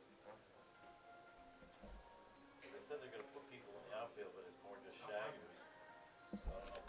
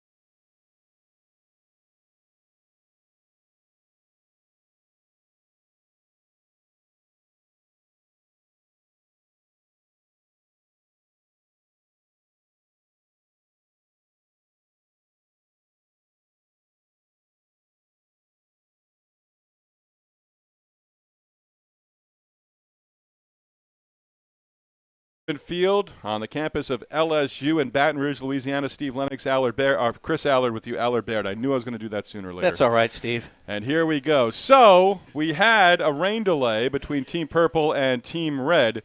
And with that, we are now playing a pitcher-batter simulated game. We move on to Team Red versus Team Royal. And as we go and learn about this process, you will as well. But basically right now with the rain falling, the infield's still very slick. There is the possibility of rain again over the next few hours. So the contingency plan is in place. And right now, again, pitcher-batter simulated game. This was our second game on the schedule, set for 4 innings, Red versus Royal. And we get a look at the playing field here in Louisiana as we hope the rain holds off in Baton Rouge. Yeah, there's no question about it, Steve. And I'll tell you what, this rain has done some damage here, but not to take away all the spirit of the players out here today. And again, sun shines on us one more time. Hopefully we'll stay around for a while. And this will be an interesting format. Again, you've got pitcher versus hitter and in a simulated situation. So really we're going to get an opportunity to see some swings. Maybe we'll see a couple guys go yard. We could see some power hits here. Nobody will run the bases, as you said, and we'll be ready to go here just momentarily. So an interesting way to wrap things up here today, but at least it gives the athletes an opportunity to step in here. And we're going to see some pitchers along the way, and we'll start with Luke Smyers for Team Royal, class of 2025 from Wentzville, Missouri, or from the state of Virginia, and the left-hander considered a high follow by Perfect Game. Yeah, and our first batter to step in the box, it looks like, for Team Red, Corbin Reynolds, a 2025 grad, obviously. He's a versatile player, as the coaches are starting to shuffle the deck around here as players are stepping off here for just a moment. And it was Corbin who lost the bat, prompting the home plate umpire to say, you know what, the rain's falling, we've seen enough. Because they were playing, but it was Corbin Reynolds who was at the plate against Team Purple in the bottom half of the fourth inning, what was going to be our last half of the inning and the game for Game 1, Purple and Red. And so Reynolds will get an at-bat here. Yeah, and that swing he took, I'll tell you, that bat ended up way down the third base line. Luckily, nobody was down there. But, again, the being able to grip and get a hold of the bat in that case certainly was problematic. So kind of looking to him, we'll see. Tennessee kid, Clarksville, Tennessee. He's 5'10", 175, and plays for the 5-star National 15U Black team. That's the last team he played for, so a good team that he was representing throughout the course of the 2022 season. And, Chris, we lost our battery. Luke Smyers is now over on the third base side near in front of the dugout, so I guess he's just taking a little breather. Maybe that was his bullpen in terms of warming up, because the bullpen down the left field line, although the tarp has that was basically his bullpen session. So that was like a starting pitcher coming in from the bullpen for that warm-up. He went to the dugout to get a quick drink perhaps, and now he'll go back to the pitcher's mound, and we're just about set. Got a rosin bag in his hand. We've got high humidity out here, but at least we have some sunshine, and all we can do is hope for the best. We like to get through this. An interesting format, though, nonetheless, to be able to give an opportunity to these athletes to really demonstrate what they're all about here. I mean, this is a format that's structured to really allow the athletes to move forward for really for the future in the All-American games. This is really kind of where you're cutting your teeth. A lot of these players have been through showcases throughout the season, and we're kind of here now just being able to show what you're doing as you peak things out and really wrap things up for the 2022 season. So we're ready to go as Reynolds takes a look at the first pitch there. No, you're fine. Coming to one. One's up. No, you're fine. All right, 2. We can follow the pitch. So it's an interesting pitcher versus batter here. Another fastball up the middle. So 2 pitches so far. And Corbin Reynolds trying to get a knock to get things started for himself. We do have the home plate umpire. Reynolds really throwing 3 balls here. 3-0 count so far as Reynolds in the box. He's tracking the ball well. Interesting, though, it's kind of difficult because you're just throwing pitches, and now it looks like Corbin's sort of looking back to his coach saying, well, wait a minute, what's happening here? What am I supposed to be doing? Well, try to swing the bat, try to get a hit or two. Expand the zone. And there he takes a cut, fouls it back. So it's a number of pitches then that we're looking at. In this case, I believe that was 6 pitches total that Corbin Reynolds had just received as your next batter is stepping in. Bryson Mitchell now up, I believe. Bryson Mitchell is in the box as he looks at his first pitch here. And again, pitch coming inside. Strike called there. Oh, even money at a 1-1 count.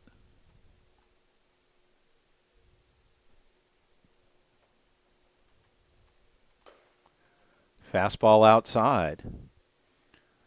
If you're keeping track here, that's 3 pitches. A 2-1 count.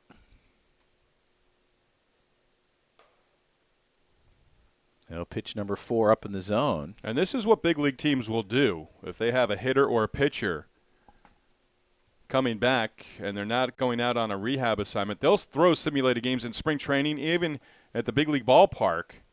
If hitters need to come in, if a pitcher needs to throw an inning or two just to get some work in if they're on the injured list. I believe the umpire just gave the signal, 1 pitch remaining, pitch on the way. Swing and a miss there, so Bryson Mitchell will step out. And again, it's Steve, this is an interesting format, again, because, you've got you're hopefully getting good pitches as Alejandro Abreu steps in.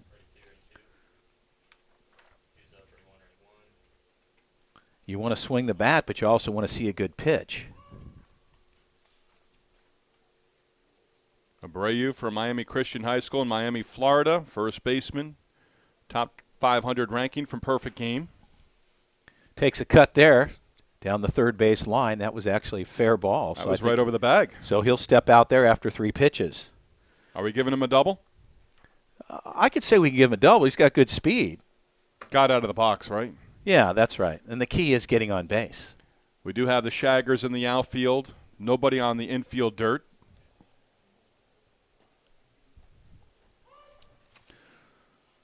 So our next batter in the box there, Aaron Rowell. Aaron Rowell, a right-handed hitter. Looks at a strike on the outside there.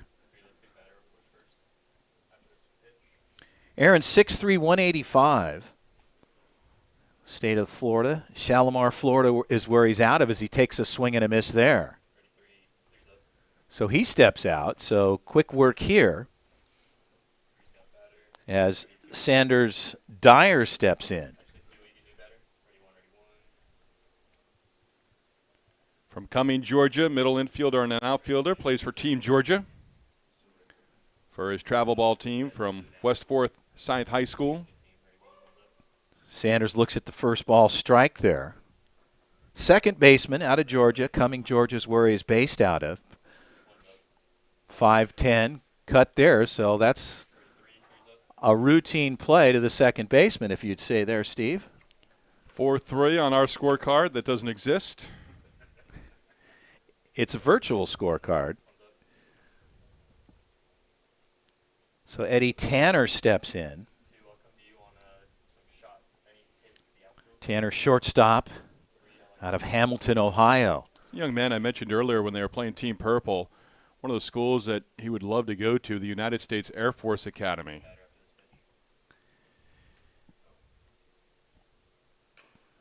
And he takes a cut there, fouls it to the third base side, pulls it foul and out of play. Was very fortunate a few years ago to do an NCAA regional, had Navy in Raleigh when North Carolina State hosted, and the Navy midshipmen were there. And pretty exciting. It was really a wonderful time to be able to sit and visit with some of the players on that Navy team. They had a pitcher, Noah Song, who was drafted by the Boston Red Sox organization, and Song had to commit in terms of staying with his naval commitment after he was drafted. Well, Tanner looking for a pitch to try to get something started for himself as he steps back in the box here.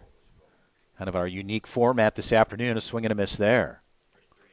Luke Smyers doing a nice job settling himself down, facing 6 batters total for this half inning of the simulated game. And this is an interesting opportunity, too, as far as, looking at pitchers and being able to take the load they're taking here, being able to throw the number of pitches consecutively back to back to back because there's really no gaps in time here. I mean, pitchers sometimes have a moment to settle down, to Right. kind of reset, to kind of decide where their pitches are working. What do I need to do? This is just, one after the other. So fastball outside. That'll do it for Tanner. And that will be the half inning as well for Smyers. So again, enjoying this new format here. Chris Allard, Steve Lennox for Perfect Game TV.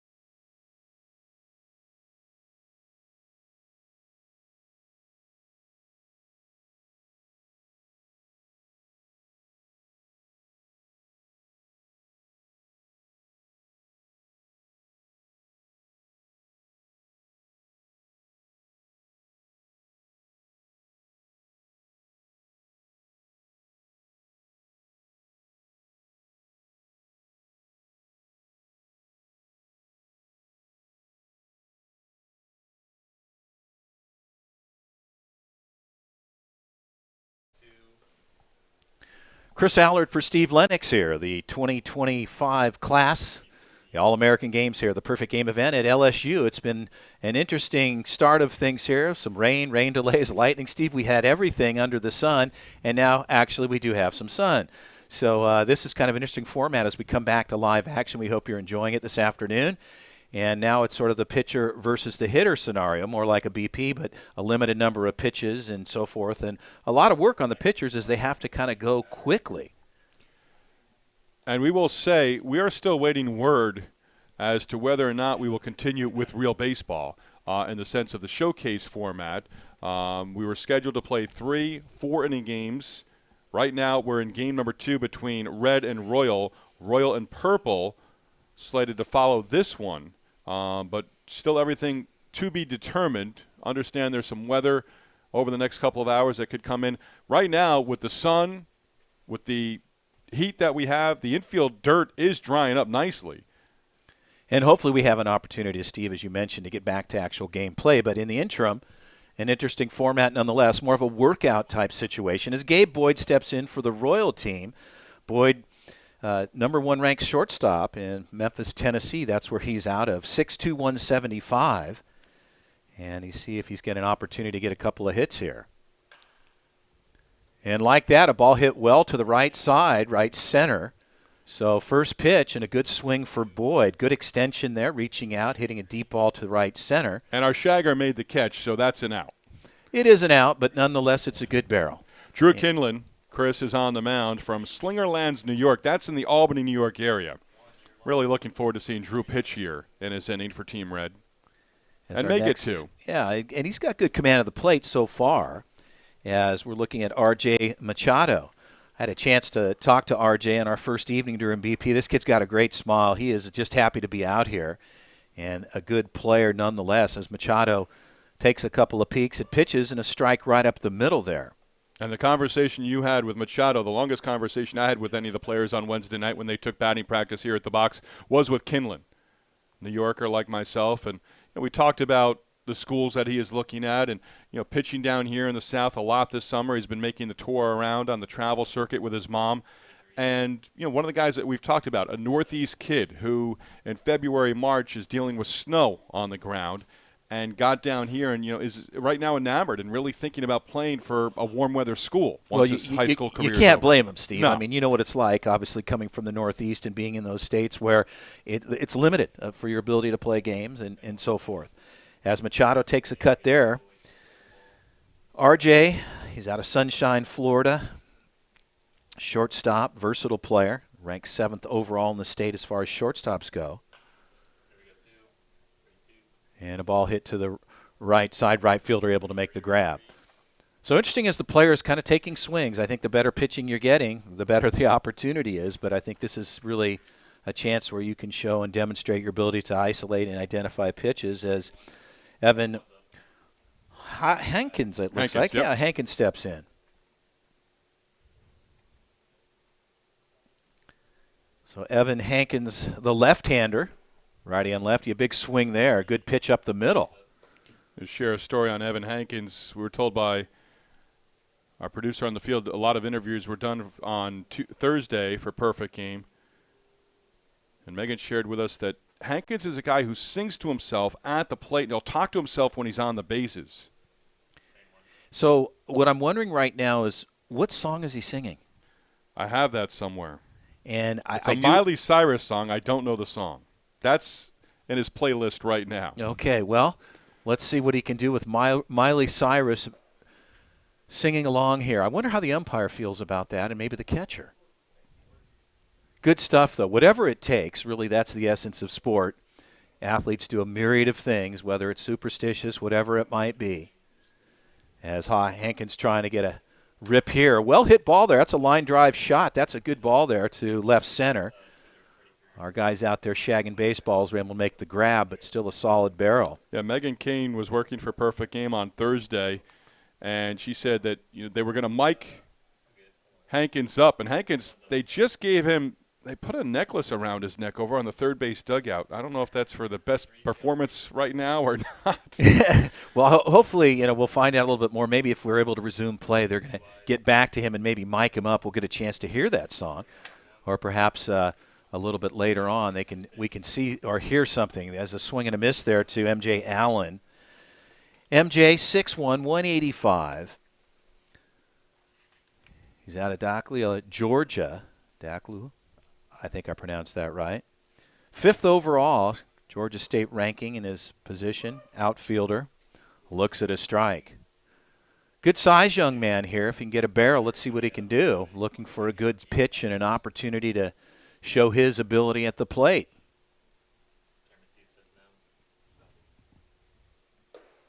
And a ball's outside, a good fastball. Pitching looks good out here so far. I mean, it's got to be a challenge, though, I would think, Steve, where you're having a rapid fire one after another, as I mentioned, as MJ just looking to try to get a hold of something here. Versatile player, plays the outfield, first base, and third base. And a big swing and a miss there. Fastball up the middle gets MJ on a swing and a miss as we're just rolling through the batters. So a number of at-bat opportunities as Henry Akopov steps in. Akopov out of Marietta, Georgia.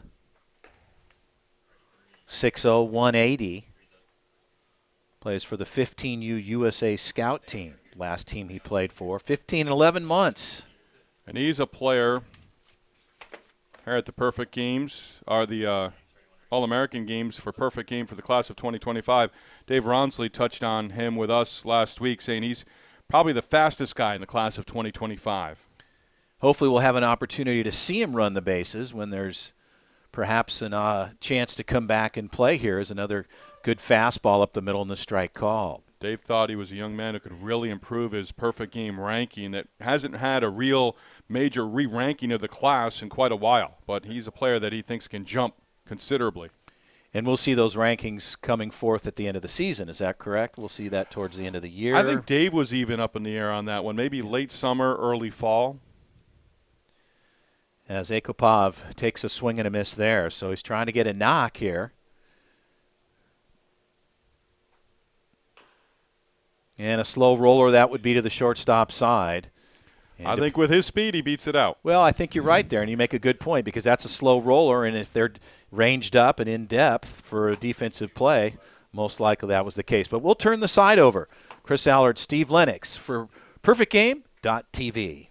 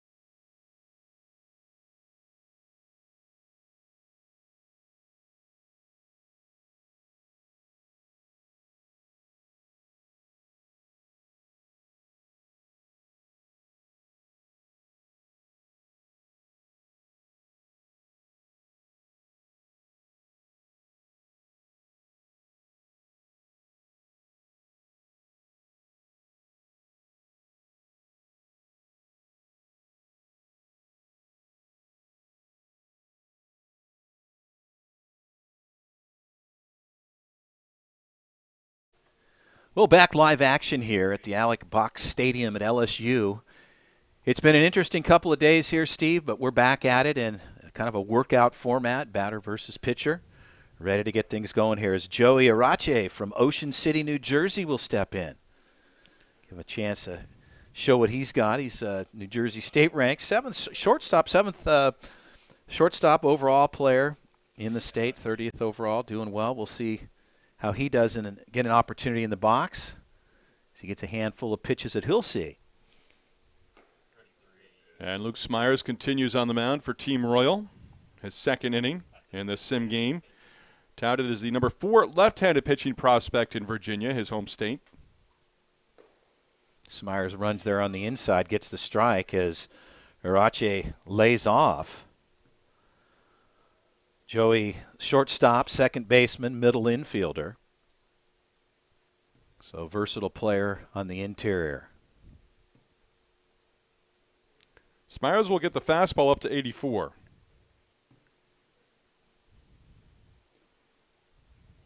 And that ball looks low on the outer part of the plate. I think the challenge here, Steve, is really with players not seeing the pitches that they're used to hitting or having an opportunity. I mean, it's difficult when you're way outside to pull the trigger. And knowing how they look at that and evaluate that in this type of workout format. The hitters, the mentality up there, you have nobody on base. You're not seeing where the infielders are. You don't know where the outfielders would be positioned during the course of an at-bat here. I think it's a situation where you just need to either move up on the plate if you're seeing a lot of outside pitches, get yourself in a situation where you can get a couple of swings there. In that case, Arache with the big cut fouls it back, and that'll do it for Joey as he'll have a seat. Smyers, a couple of impressive numbers during his perfect game events here in 2022. 6 innings on the mound, 3 hits allowed, 10 strikeouts, and just 1 walk. Very efficient.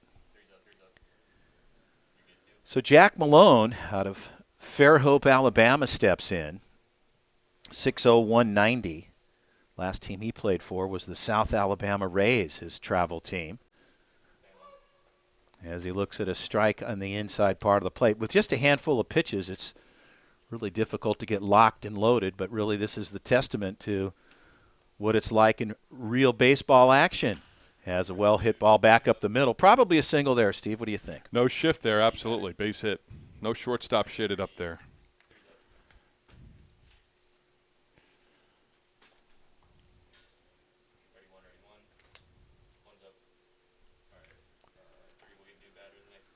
So Brandon Gonzalez in the box there. Looks at a fastball on the outside.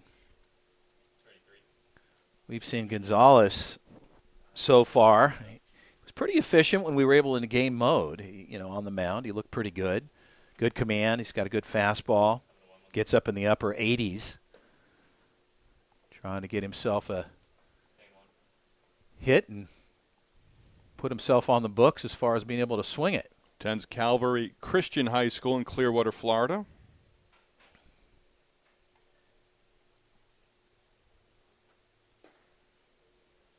Fastball running on the inside as Gonzalez lays off there.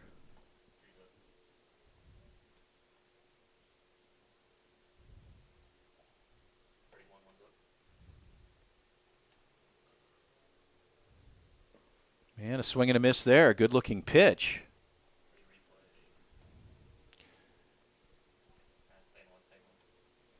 Calvary Christian, the high school of Mets pitcher Jacob deGrom.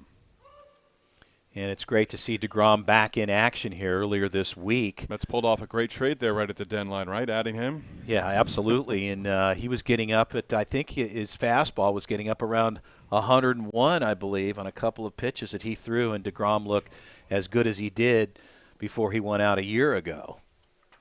Has not pitched a whole heck of a lot over the last few years. He's dealt with different injuries along the way. Has a big cut there, swing and a miss. So Gonzalez will step out. Talking about deGrom, I mean, what a story there. I mean, he's just incredible. Such a talented pitcher, best in the business, and it's great to see him back. So Barham is in, Zaire, out of Orlando, Florida. Had a chance to talk to him. Fine young man looking for an opportunity. He said he's had a good summer season. Ready to go. That's a bucket of baseballs they just placed out there on the back slope of the mound. Boy, there's some work for your pitcher. You just take a bucket of baseballs here. Let's just go. Rosin bag and baseballs will travel. Ball missing on the outside as Barham lays off. 5'10", 170. Played for Team Elite, the 15U Scout team, last club he played for.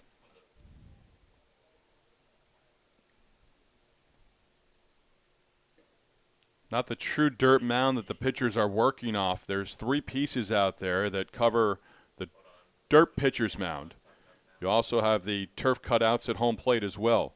And you've got the bridges, as we've dubbed them, leading to home plate. That's right, the bridges to paradise. Well hit ball to center field. So a good barrel grab made out there on those players that are shagging, but a good barrel. Good extension there for Barham as he puts that out as Jaden Nunez steps in. Young man who is a North Carolina commit, hoping to play his college baseball at the next level in the ACC.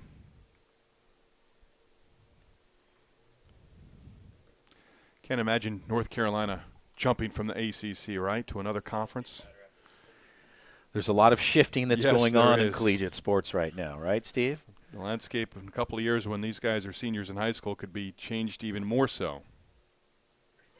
And we've talked with some players. We have some commits here that, they're coaching changes from their Division I programs from the end of the college baseball season in June with everything wrapping up in Omaha. And that's a tough position to be in. You know, you made a commitment based on a coach. Right. And now all of a sudden you're dealing with those consequences. And, where do you go from there? Mike Martin Jr. is out at Florida State. Link Jarrett is now in from Notre Dame to Tallahassee. So Nunez looking at some strikes here. Trying to pull the trigger, find something that he likes. 60165. Attends ESB Academy High School. Lays off there. Change up on the outer half of the plate. Jaden's brother Chauncey was drafted back in 2017 out of high school by the Houston Astros organization, wrapped up in 2020 in his pro career. His dad, Alex, played football and basketball. Cardinal Hayes High School in the Bronx in New York City.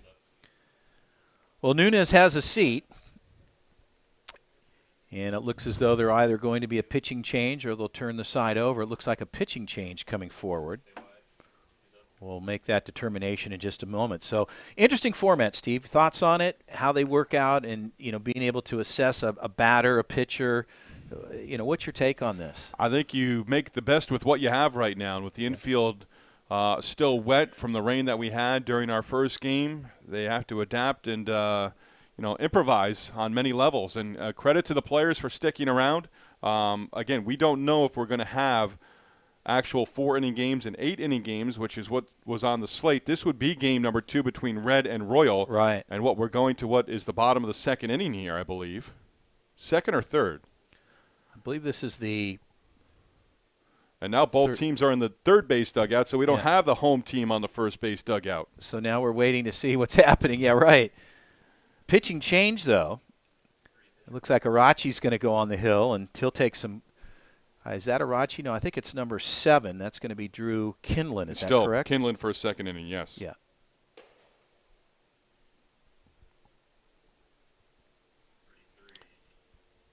Kinlan, I mentioned earlier, with his mom for most of the summer. Dad is back home.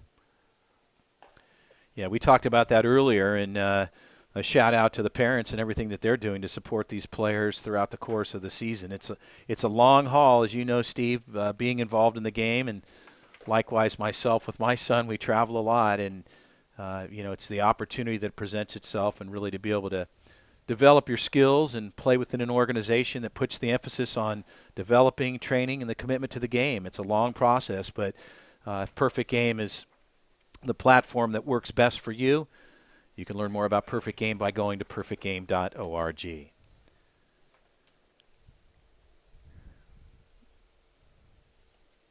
Well, to start things off on the Royal side, looks like the batter, number 10, Hiram Lewis, will step in and take a couple of swings out of Brentwood, Tennessee. Right-handed pitcher, plays some outfield. 6'4", 175. So a lean player. Tennessee State ranking overall right-handed pitching. He's ranked second in the state, 16th overall. National ranking as a right-handed pitcher, he's up there within the top 100. Currently ranked 86th.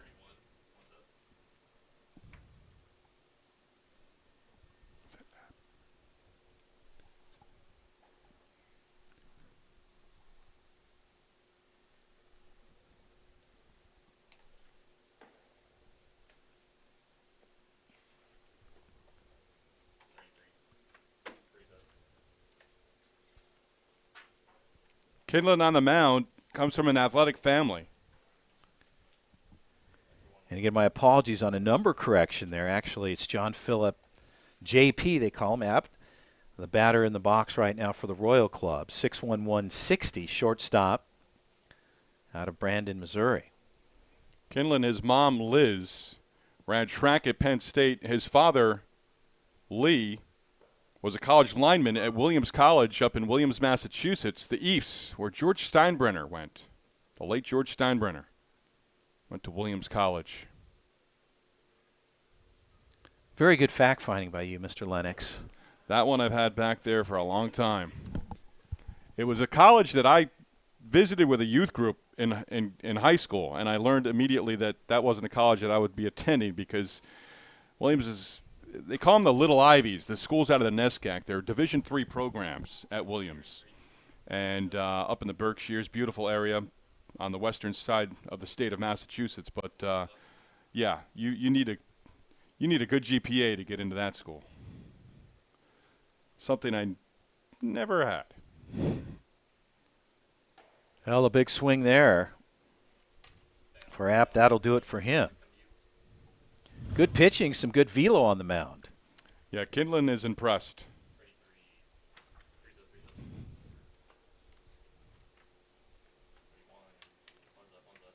Stepping in, Blaze Ward, a left-handed hitter here, steps in the box. Let's see what he can do.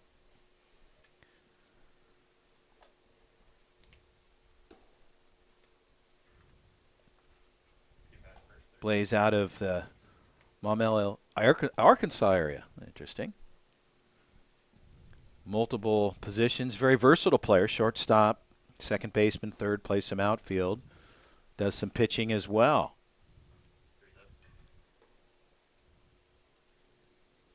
Plays for the U.S. National Scout Team, his travel team. Almost 16 as he takes a swing and a miss there. Lissa's preferred schools, he put the whole conference in there, the SEC. Leaving his options open.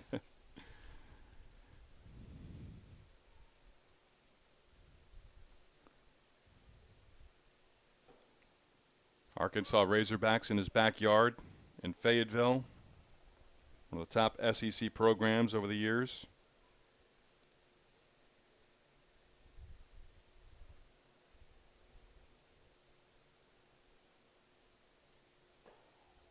And a strike there. That's a good-looking pitch. So laying off, not getting an opportunity to pull the trigger. He'll have a seat.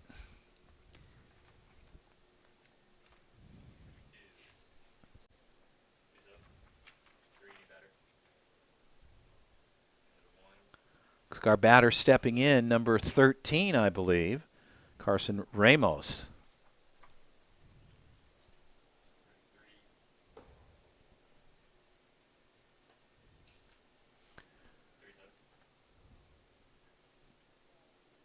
Carson Ramos, 6'1", 190. The catcher.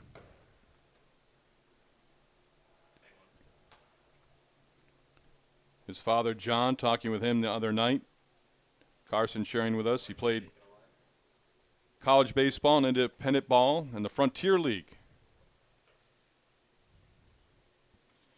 Was Missouri, Arizona State, LSU, Florida, and Missouri State amongst the schools that you'd like to consider down the road?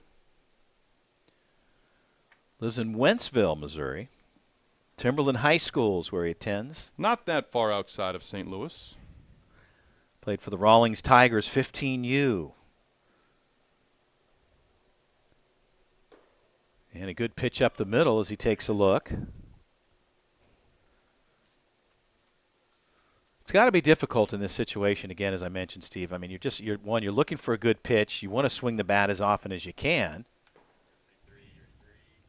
And I realize it's, being disciplined at bat, but I want to take some swings. Yes. It's a workout environment. Right. Let's swing the bat.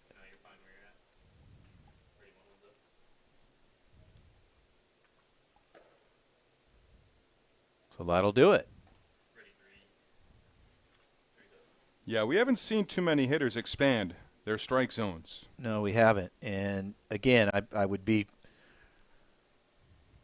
thinking, as a hitter, I'm going to step in, take my cuts. If I see a guy throwing way on the outside, I'm going to move up on the plate. Make the adjustments. I mean, I realize we're assessing this as Cole Moore steps in out of Van Meter, Iowa. The home of perfect game. Catcher. Jumps away from that one. That gets away. 6'2", 195. Last team he played for was the Iowa Select Schulte team. Attends Van Meter High School.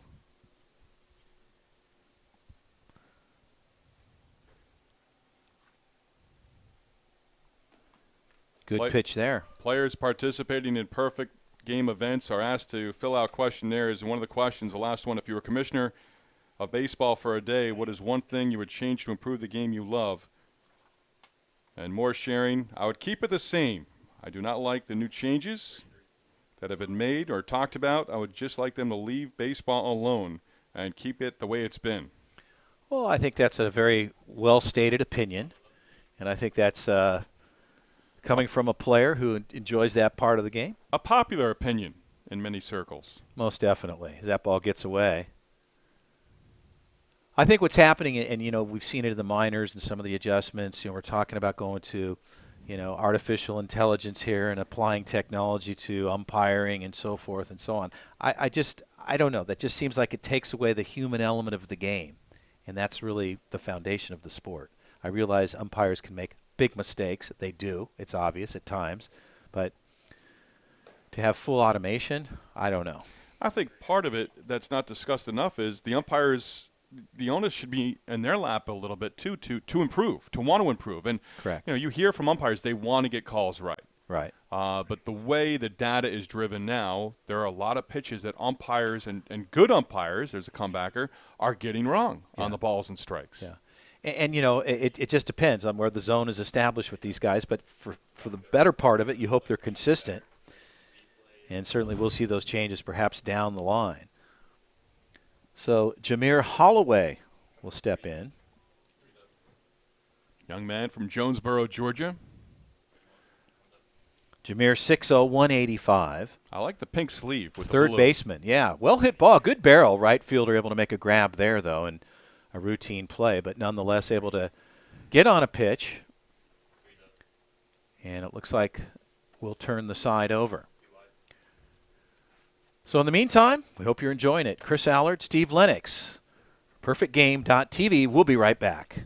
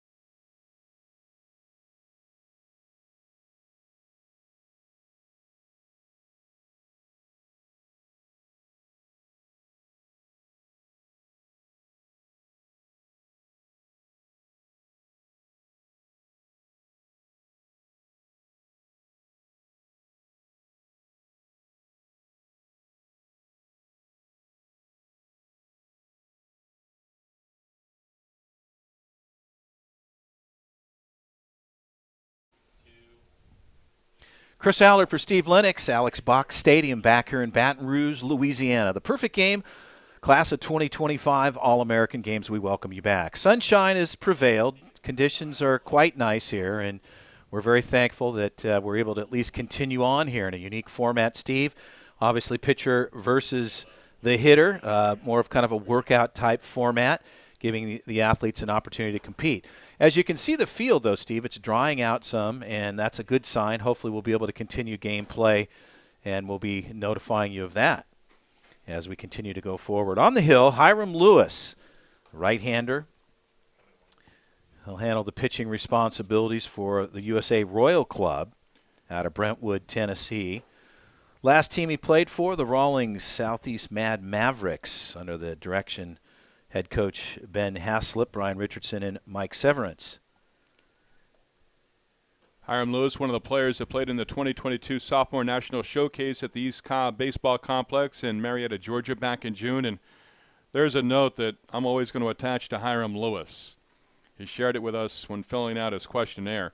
One-time bat boy for Tim Corbin and Vanderbilt baseball, the Commodores. Special opportunity there, no doubt about that. That'll stay with them forever. As the first batter for the red team steps in, wears number 12, Corbin Reynolds. The back end of that note, Chris, he shared, Coach Corbin taught him how to stand for attention, at attention during the national anthem, and that has stuck with him over time. Wow. As that gets away from Hiram, his first pitch, the unload is there. That was way over and out of reach, actually, from a hitting perspective. Might have had a little bit of a grip issue there. They've got rosin down there on the mound, so he's got an opportunity to kind of dry his hand off a little bit. As Corbin Reynolds steps back in. It's 5'10", 175. Catcher out of Clarksville, Tennessee. Takes a big cut there. Hiram gets one through.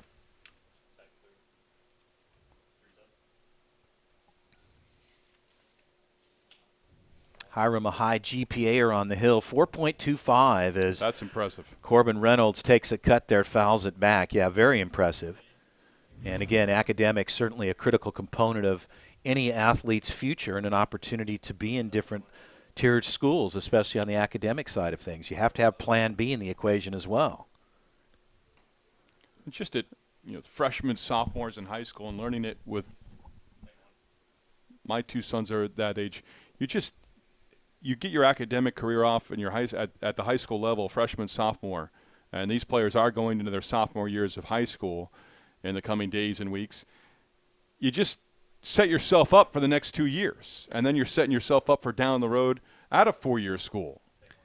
Absolutely, and I think the emphasis now and is really being an outstanding student. I mean, it's cool to be smart. It's cool to be a good student nowadays. And not to say that it never was, but I think people are placing so much more emphasis on academics, and being an academic athlete speaks volumes, and the opportunities really expand considerably. And understanding what you can do for a college baseball program with the limited number of scholarships that are available at the Division I level, you've got that 11.7 number. And if you can have the grades, they can sneak you in academically, or not sneak you in, but get you in other ways to offer money on the academic side. Well, absolutely, and I think there's a myriad of different approaches that an athlete can take, and having the high academic background certainly speaks volumes and opens those doors up as Reynolds takes a seat, and Christian De Los Santos will step into the box. De Los Santos, 6'2", 195, big kid, and certainly he was knocking some balls around the other evening. Ooh, boy, and a fastball right in the lower part of the back. That did not feel good, or it looks like it's on his elbow. On the low part, we hope he's okay there. That was a fastball that Hiram let fly there, and that thing just got away from him. You could kind of see in a release point it was way, way out to the side, and De Los Santos, hopefully Kristen's okay there. The trainer's going to head out and just take a quick look, but he's got an elbow guard on there, but that thing definitely rattled him, and I think that's going to do it for him. They're checking him out down below. Hope the best. But, boy, I'll tell you, Hiram let that fly. He's kind of flexing his arm there. So we'll take a minute here. was the biceps or further down on maybe right on that elbow and kind of stung him a little bit. It looks down like on the lower part of the elbow. Now, he had an elbow guard on, Right. but I think it might have just been on the lower part of his arm, which you hate to see that, number one. I mean, these kids, they're wrapping up their season, and I think he's going to be okay. So they'll take him out and take a look at him. But you hate to see that at the end or really your end of your season as you're getting ready to go into fall and a new season starting for your school. The coaches in high school don't want to see you coming back for the fall semester with a cast on your arm. Absolutely. As Evan Fernandez steps in the box, he'll take a couple of swings here. And a well-hit ball there. That's a single anywhere on the field. And One pitch. One He pitch. got his base hit. Well done. He's like, yeah, that's easy work for me. As Bryson Mitchell will step in.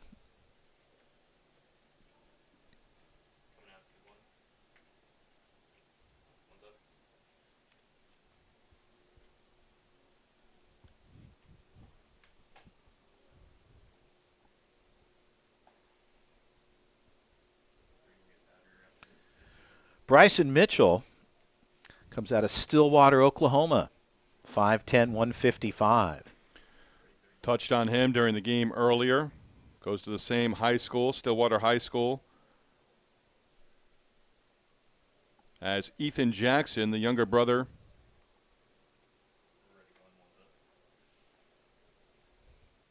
Or Ethan Holiday, pardon me, younger brother of Jackson Holiday, who went number 1 overall to the Baltimore Orioles in the July draft. I'm still getting used to saying that, not the June draft. And there was a 1-1 from right here in Baton Rouge. Ben McDonald was taken number 1 overall by the Baltimore Orioles organization out of LSU. Had a strong career, worked with Ben on occasion on the SEC network. And he was terrific on social media during the early stages of COVID out on his home not that far from Baton Rouge, and going out there hunting and going out there taking trees down on the property. Doing everything, Doing huh? everything. Ben is a great baseball mind and a wonderful person. As Bryson will take a seat there, not able to get anything for himself. Stepping in, Alejandro Abreu, I believe. Abreu wears number 16, left-handed hitter.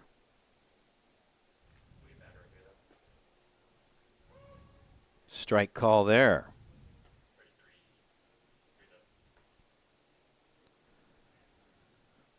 Alejandro out of Miami, Florida.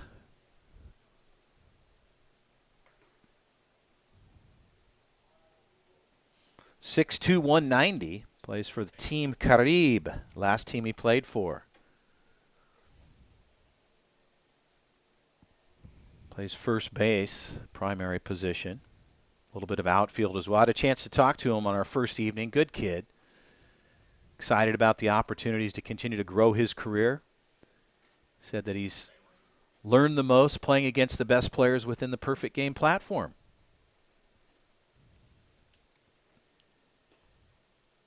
Strike on the inside part of the plate. Left-handed bat, primary position, first base, and you can see it. He does have athletic ability. He does play the outfield as well, but you just see right there, he's going to be on the corner on the right side of the infield. Present day and down the line as well. A little Rafael Palmeiro.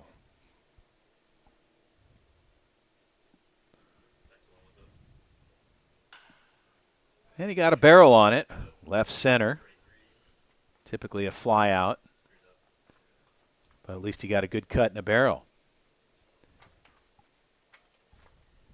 So it looks as though we'll have a pitching change. As the pitcher coming off, Hiram Lewis, doing what he needed to do, getting his pitches in and an opportunity there. And it looks as though we might be possibly turning the side over, or they'll keep them out. I'm not sure what's happening. It looks as though the red team might be coming in here in a pitching change. So Royal will be back in the box. So a little shuffling here of the deck as we continue on here in this unique format this afternoon. Sunshine at least on us now, Steve. Hopefully we can carry this through and get back to baseball action. The field is drying up some, but slowly. You can see throughout the areas of third base all the way around. As we're ready to go with the new pitcher on the hill for the Red Club.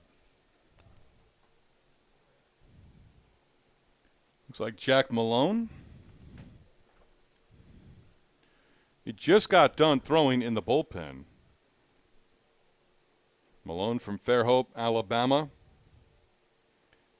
6', 190, and a catcher as well.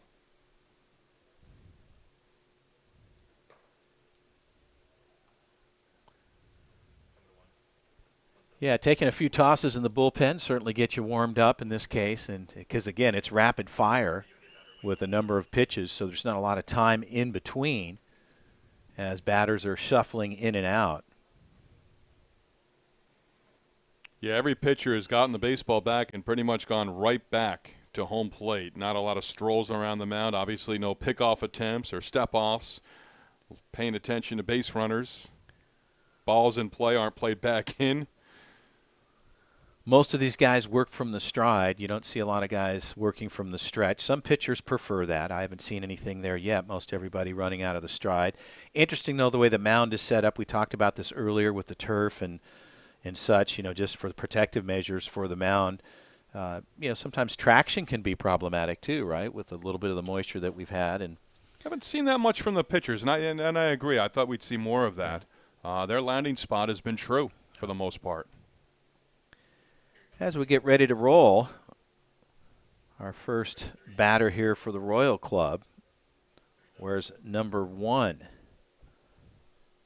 Blake Burdine. Blake and Brooks, twin brothers. We had an interesting conversation with them, Steve, the other night about, what was the separation of time upon birth? That was kind of an interesting little trivia question. And they knew it immediately. Blake is 23 seconds older than his brother Brooks, who was a pitcher and not in the lineup initially for Royal. Story there was that he was going to be able to pitch but not hit. I think that's what we ended up finding out, that just based on what's happening with him currently, that no problems other than was able to pitch. We'll perhaps see him. And I compliment the parents, Landry and Elizabeth. Dad was a Brooks Robinson fan, so that's where you get Brooks. Ball's fouled back, a good cut there. I thought that might be the case, and Brooks took me there in conversation. He said, yes, I'm named, yes, my dad was a Brooks Robinson fan.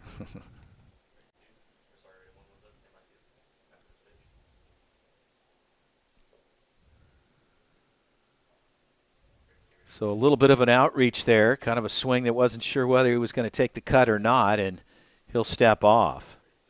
Interesting there is Sam Harris coming to the plate, had a brief conversation with Blake Burdine as he went back to the dugout after the strikeout. Just, hey, what am I going to see up there from Orachi? Yeah, absolutely, and that's good, and that's the essence of the game. I mean, you want to talk about what's up there. Yeah, absolutely. And that's not just from the information age. That goes all the way back. Yeah. The history of the game. You've got to communicate through the line, especially with pitchers that are well-groomed and have a myriad of pitches, options, as the ball swung on, fouled off to the right side. No play there, but a good cut. Samuel Harris out of Cary, North Carolina, home of USA Baseball. It's a great area for baseball. Cary, Raleigh area. Tons of talent in that area as well. Another cut to the right side, a little bit late.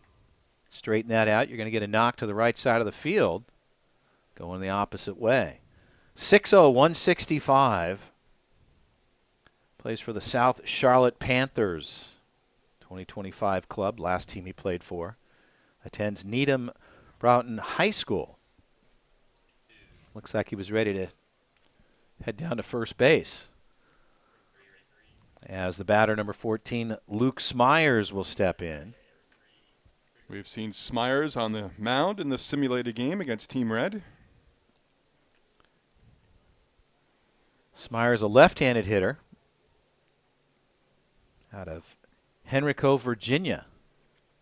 And over on the third base side, Chris, just noticed Christian De Los Santos is back in the dugout. Some of the players from Royal and Red coming over to him to greet him. He took the ball. He looks like he might have the ice pack on the biceps, triceps, just above the elbow. Yeah, I see that down in the dugout. First of all, it's great to see him back on the field, so they're icing him. Make sure get a little of that swelling taken care of. He got tagged pretty well. As Luke Smyers, 6'3", 185. Left-handed pitcher, 4th overall in the state of Virginia. As a lefty, right-handed ranking again, correction, left-handed ranking 4th, 39 overall in the state. Top 100 on the national ranking scene. As a left-handed pitcher, ranked 88th. Current numbers here on the Perfect Game profile. Might have been the first time. Malone just taking the cap off, resetting, gathering himself in, going at his pace. I like to see that. You don't have to rush here. And a good cut for Smyers down the left field side. That goes foul, just tailing off to the left. Getting good wood on that. We'll see what he can do here. Pitcher being able to isolate the pitches quickly as that goes outside. I think our first, and Smyers was one of those guys, I think initially getting out there and kind of grasping mentally what this was all about. You know, pitchers now are filling up the strike zone. Absolutely. And I think it's just better command. I mean, players now and the pitchers are able to do that. You know, isolate their pitches, and a good pitch there, swing and a miss. So Smyers will have a seat. A good cut. He got one out of the deal, but it did go foul. Brooks Burdine. So the twin brother will step in. And interesting to in talking with the Burdine twins, they'd like to be a package deal at the next level, playing college baseball. That's right. We talked about that in their conversation, and I think that's an inspiration for both of them. We talked about what it's like living together, growing up together. Yep. And they said they're pretty good. His brothers will go. And very supportive of one another here. Left-handed hitter. And he takes a cut. Just foul off the third base side. And Dad Landry, I mentioned, played college football at TCU. Athletic family out of Aledo, Texas. Family resides. 5'10", 160. And his brother played for the Knights baseball 15U Platinum team. I believe they said their older sister Belle goes to Arkansas. Another good cut on the pitches here. It's nice to see that. Outfield, Brooks plays first base, left-handed pitcher.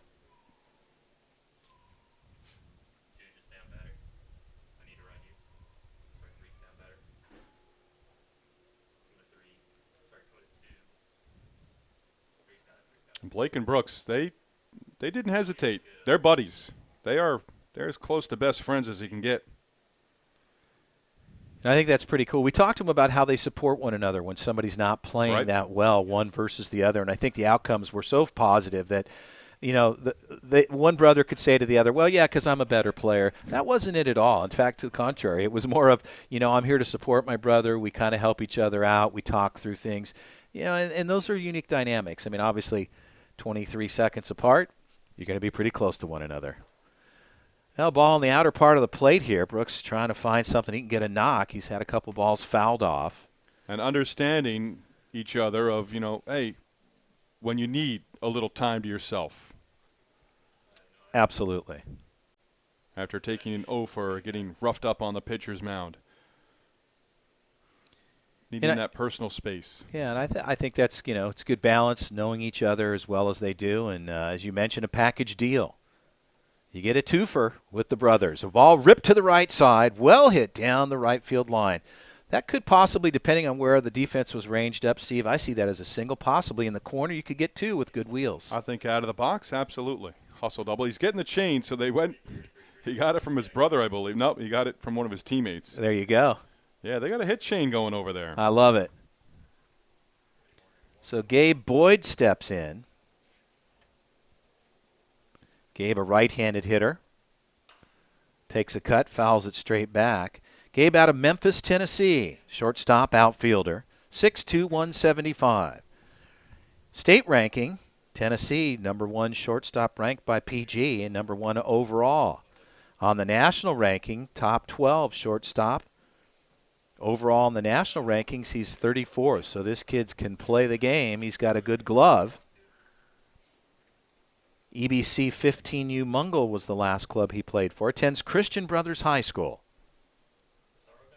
We touched on that Cary, North Carolina, Raleigh, North Carolina area being terrific and loaded with baseball talent. I'll tell you, Memphis, Tennessee is really on the radar and has been for the last couple of decades. And that's a high school, Christian Brothers in Memphis, that is highly touted, highly thought of. Slow roller, that wasn't the one. But again, opportunity, I think that's it. They'll clear him out of the box after you make contact. Stepping in, it looks like We'll switch over here. we're going to be turning things over. So Chris Allard for Steve Lennox, PG.TV. We'll be right back.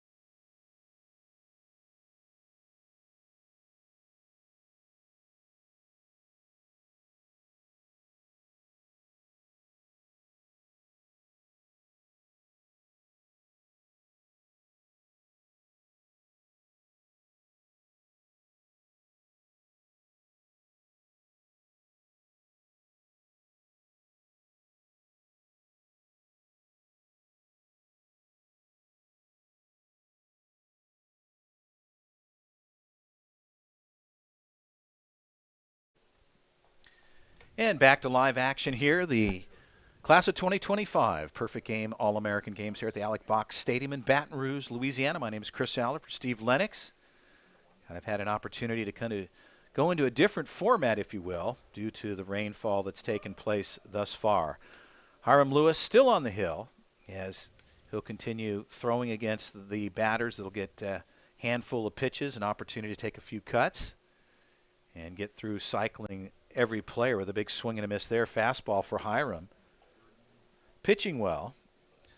Aaron Rowell, batter, Shalimar, Florida. 6'3", 185. Last team he played for was the East Coast Sox 15U Scout Club. And a well ball hit high as one of the players out in the outfield takes a long route to get there, but good contact.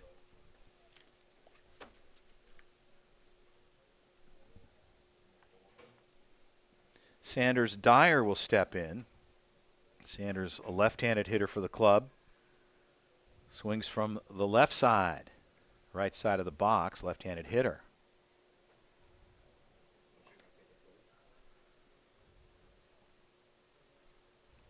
Lewis, one of the players that still plays two sports in high school, also plays basketball in the winter.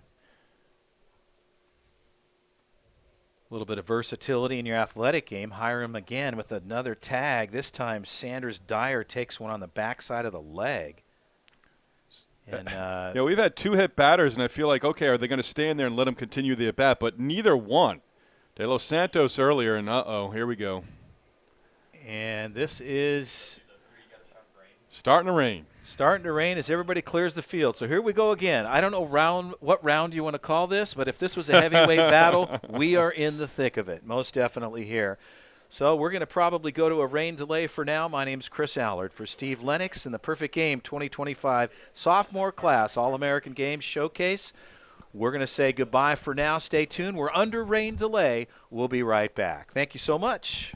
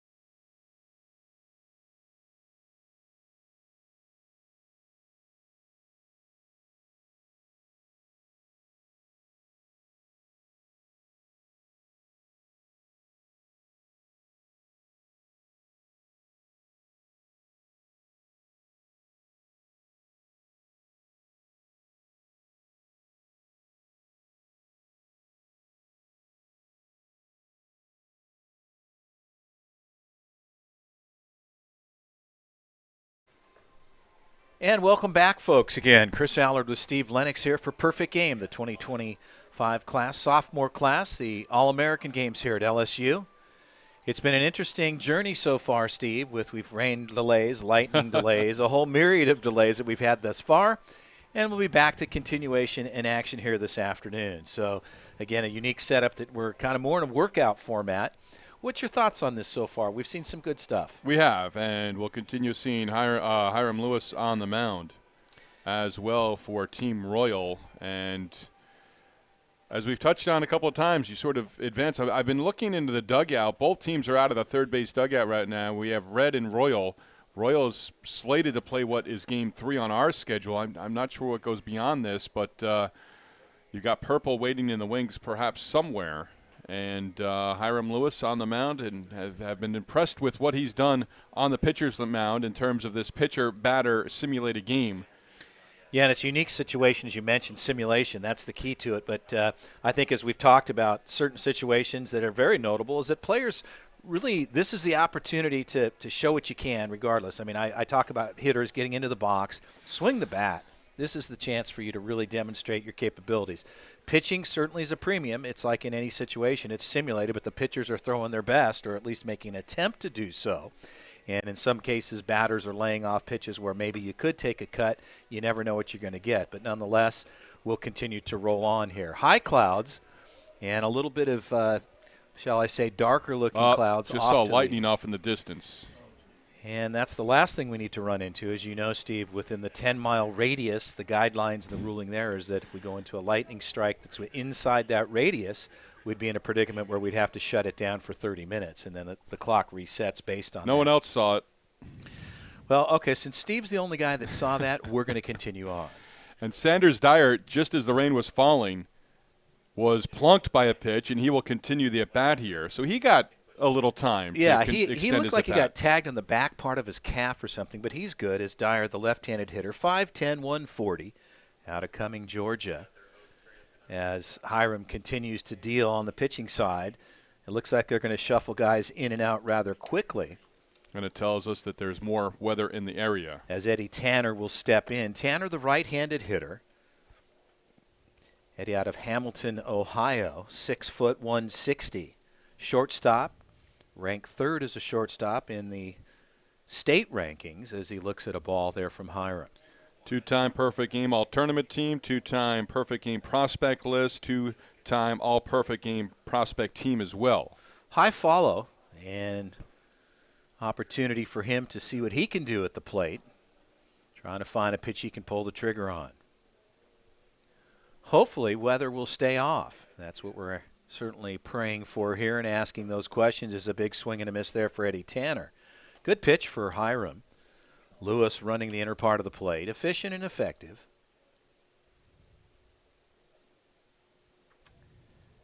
Midland 16U Premier Club's the last team that Tanner played for. Give you more on his bio. Taekwondo black belt. Has belted in 3 different areas of martial arts. First place wrestling tournament. And I think the situation as it stands right now is it might either be a lightning delay or it might be, I don't see the rain yet. So I'm going to go under the thought process that we're on a lightning delay with inside the 10-mile radius. So we'll set the clock perhaps at 30 minutes. If we come back sooner than that, Steve, we'll certainly let you know. Chris Allard for Steve Lennox. The journey continues. The 2025 Class of 2025 Perfect Game All-American Games here in LSU. For now, we'll be right back. PerfectGame.tv.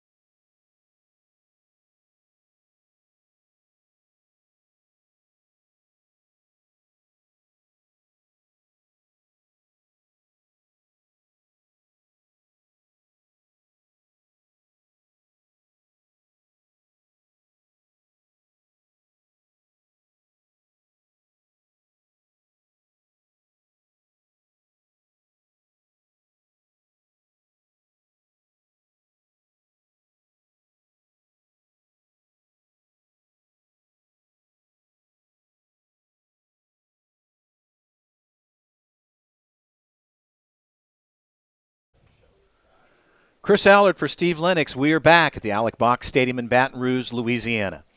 Well, the 2022-2020 class of 2025 perfect game sophomore class All-American game. Steve, unfortunately, we're having to remove ourselves from the field at this point in time.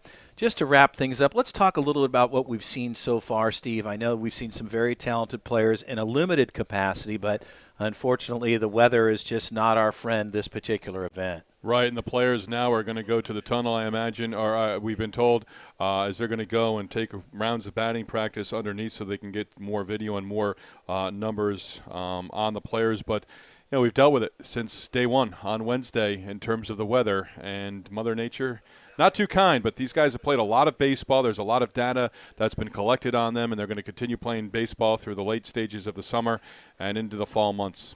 Well, absolutely, and I think a lot of these guys are getting ready to step into school, and their seasons will start. They'll get back into training, and then when their seasons open up, most of these guys will be well prepared. But just one of those things, you know, we just don't have control over the weather in these circumstances, and it's been unfortunate, but we've had opportunity to see some very talented players as precipitation on the radar continues to tell us and show us that it's coming from the south in a big way and moving right towards this area. So unfortunately, it'll be the way it is. But at least the athletes had an opportunity to show their skills, to really show some things that we worked on. Right. We had an opportunity to talk a lot of these young players, some of these college commits. Talk about that for a minute, some of the guys that we've had the opportunity to really kind of bring into the fold and learn a little bit more about them as players. Right, and Dave Ronsley gave it to us, and it's something we've been stressing, that it was an opportunity to come here to a college facility, one of the best in the program at LSU and the box, to increase that ranking, to better their ranking for Perfect Game on perfectgame.org. And they still can do that.